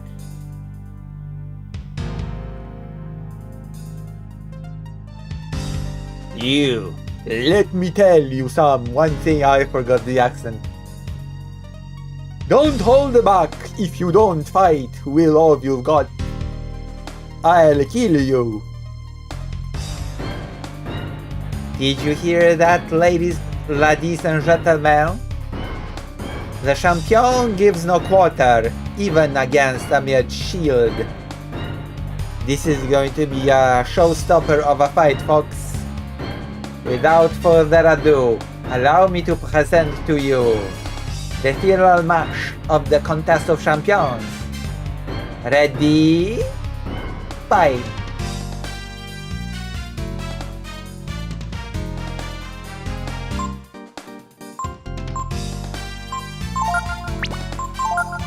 Accession!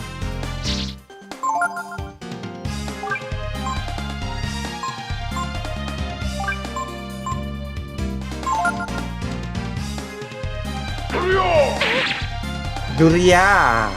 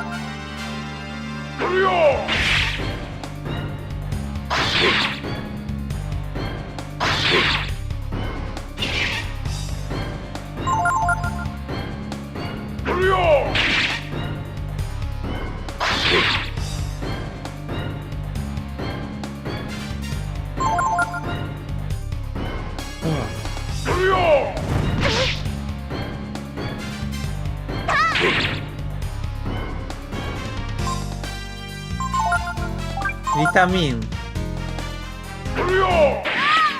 What the fuck?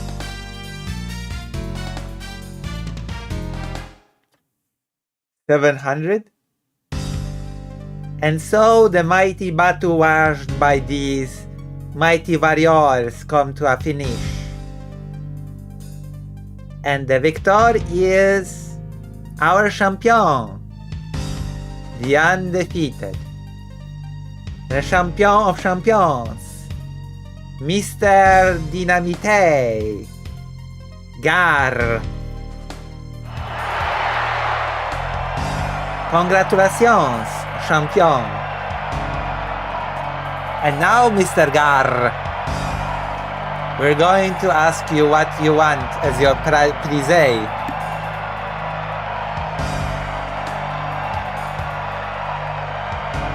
This is what you get when you're like, hey, we'll give you whatever you want. What if he went up to her and said, I want you. Okay, I want you as my sex slave, bunny girl. I want you as my prize, bunny girl. What then? They haven't thought this through, have they? And to present the prize, here's our MC, Mr. Mario.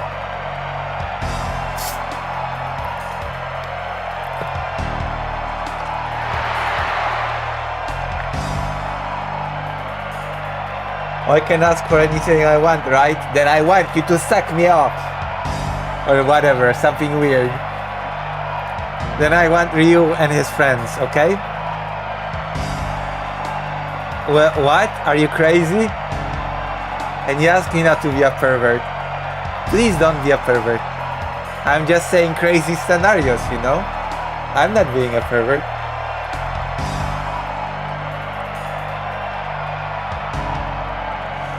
That's not what we agreed on. Was I mistaken? I thought the winner of the contest of champions was awarded whatever he wanted, no? If that's the case, maybe I could take your life. To the champion Gar, we award Ryu and his friends, I guess.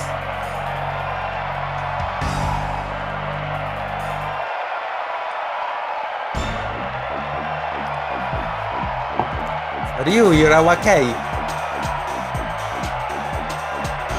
I held him back on purpose. I'm glad he's alright. So now I'm going to take care of you, understand? That's right, there's one more hostage, isn't there?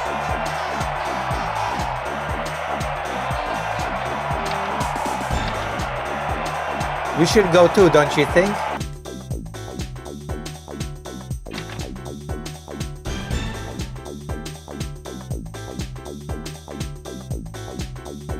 What a pervert, that Gar. The biggest pervert Birdman. You know what I mean? Do you know what I mean? I hope you know what I mean. You know?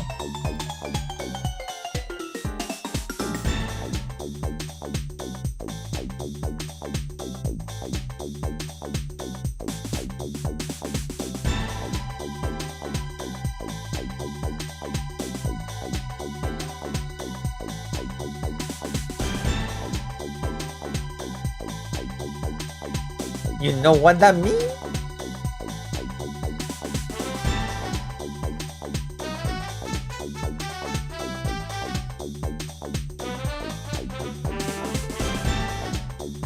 These kids are mine now, right? I'm taking them with me.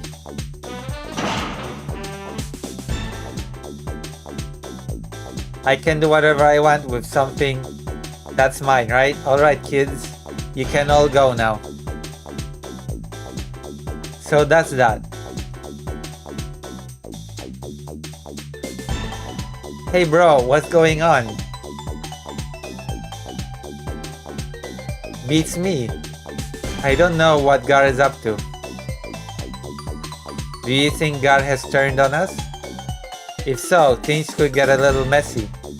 We can't just let them go. Not after all they put us through. Why did you help us, Mr. Gar? Humph! Because there is an ancient race that possesses an indomitable power. Call it the Brood. I helped you because Ryu. Ryu is Brood. Ryu, I won't ask for anything in return. But if you want to know more about your kind, the Brood, there is a place east of here called the Angel Tower. Go there, I'll be waiting for you.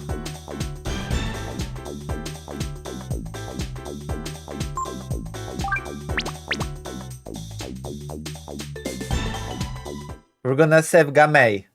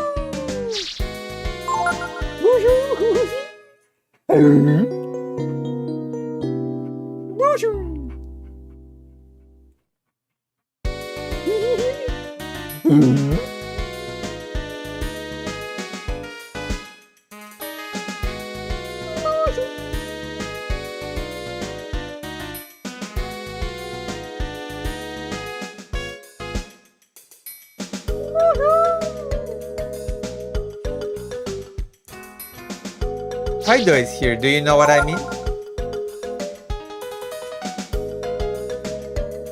Okay, we're gonna do this one thing, and then I'm gonna finish stream, because you know what? You know what I mean?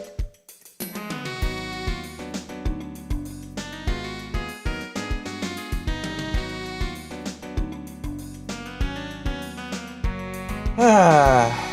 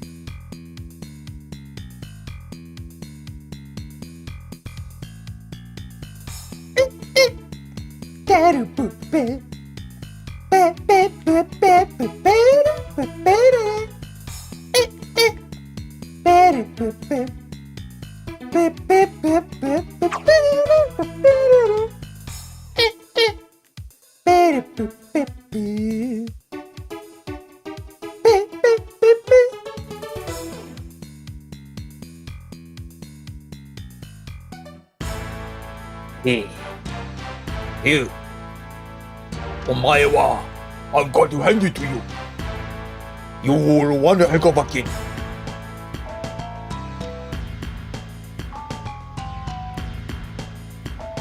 I never would have thought you'd give us so much trouble.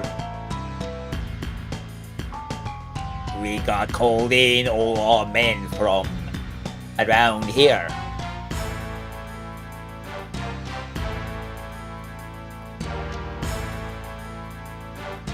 You won't get away this time. Get him! Get him!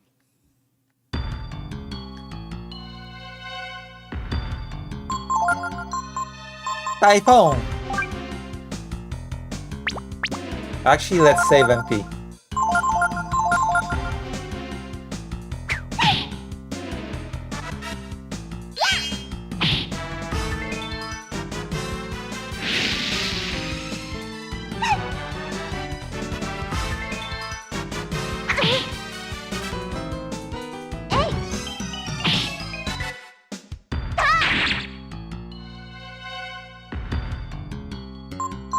Actually, I don't have to.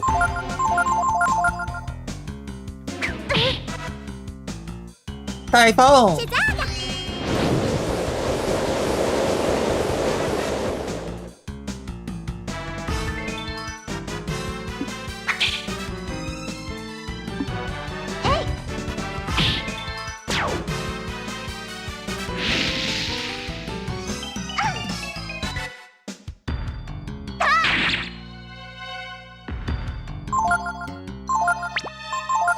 Typhoon!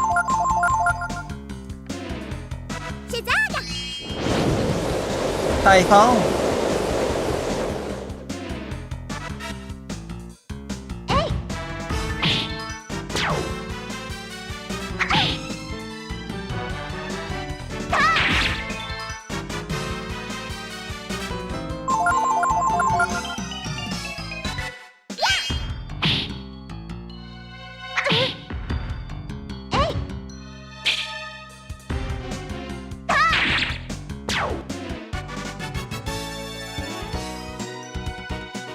With żerki.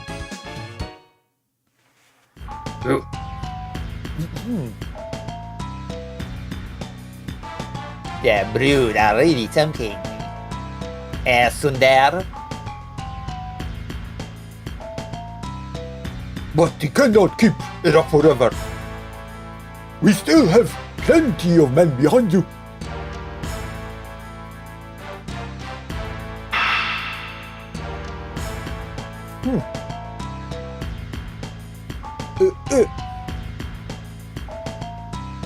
Them? They were in my way. Oh. Oof.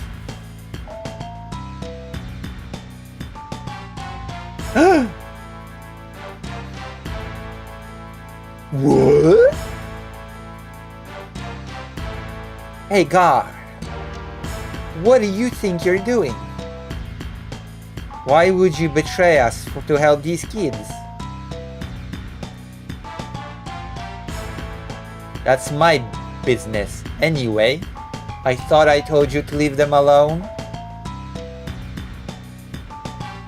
Looks like you betrayed me first, no? Gar joined the party. Please choose 3 party members. Okay, we're gonna choose Momo because Maraki will be angry if I don't.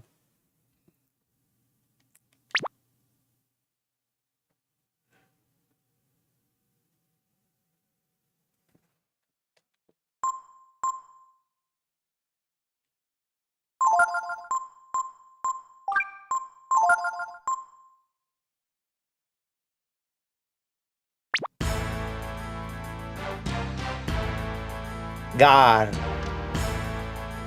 The boss isn't going to let you get away with this. So, I don't care about your boss or what he thinks. I see. Alright then. We'll settle this here and now. It looks like the time has come to show them our true power, my brother. No!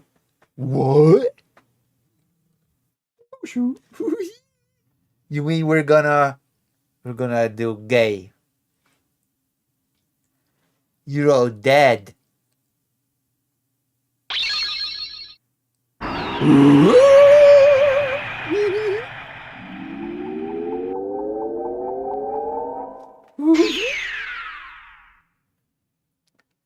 Metamorphoses.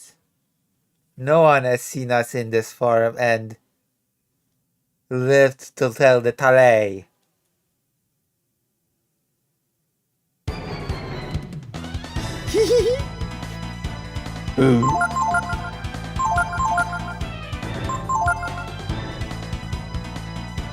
Accession.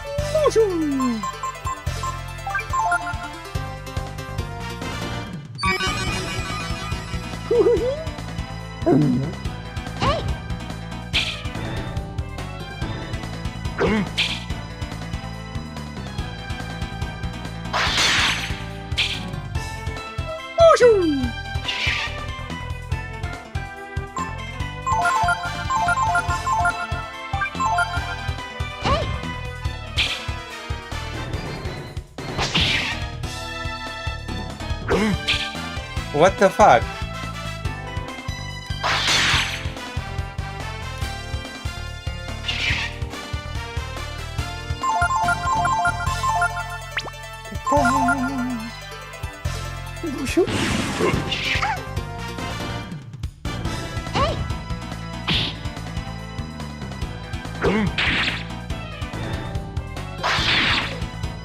Fido? Fido? Chodź.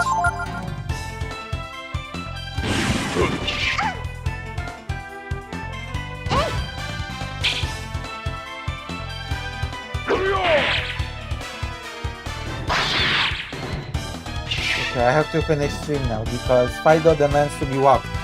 We will do this boss next time, okay? I promise. I promise to you we will do this boss next time, but now Fido demands to be walked. I will raid you into somebody who will appreciate it. Sexy time, you know?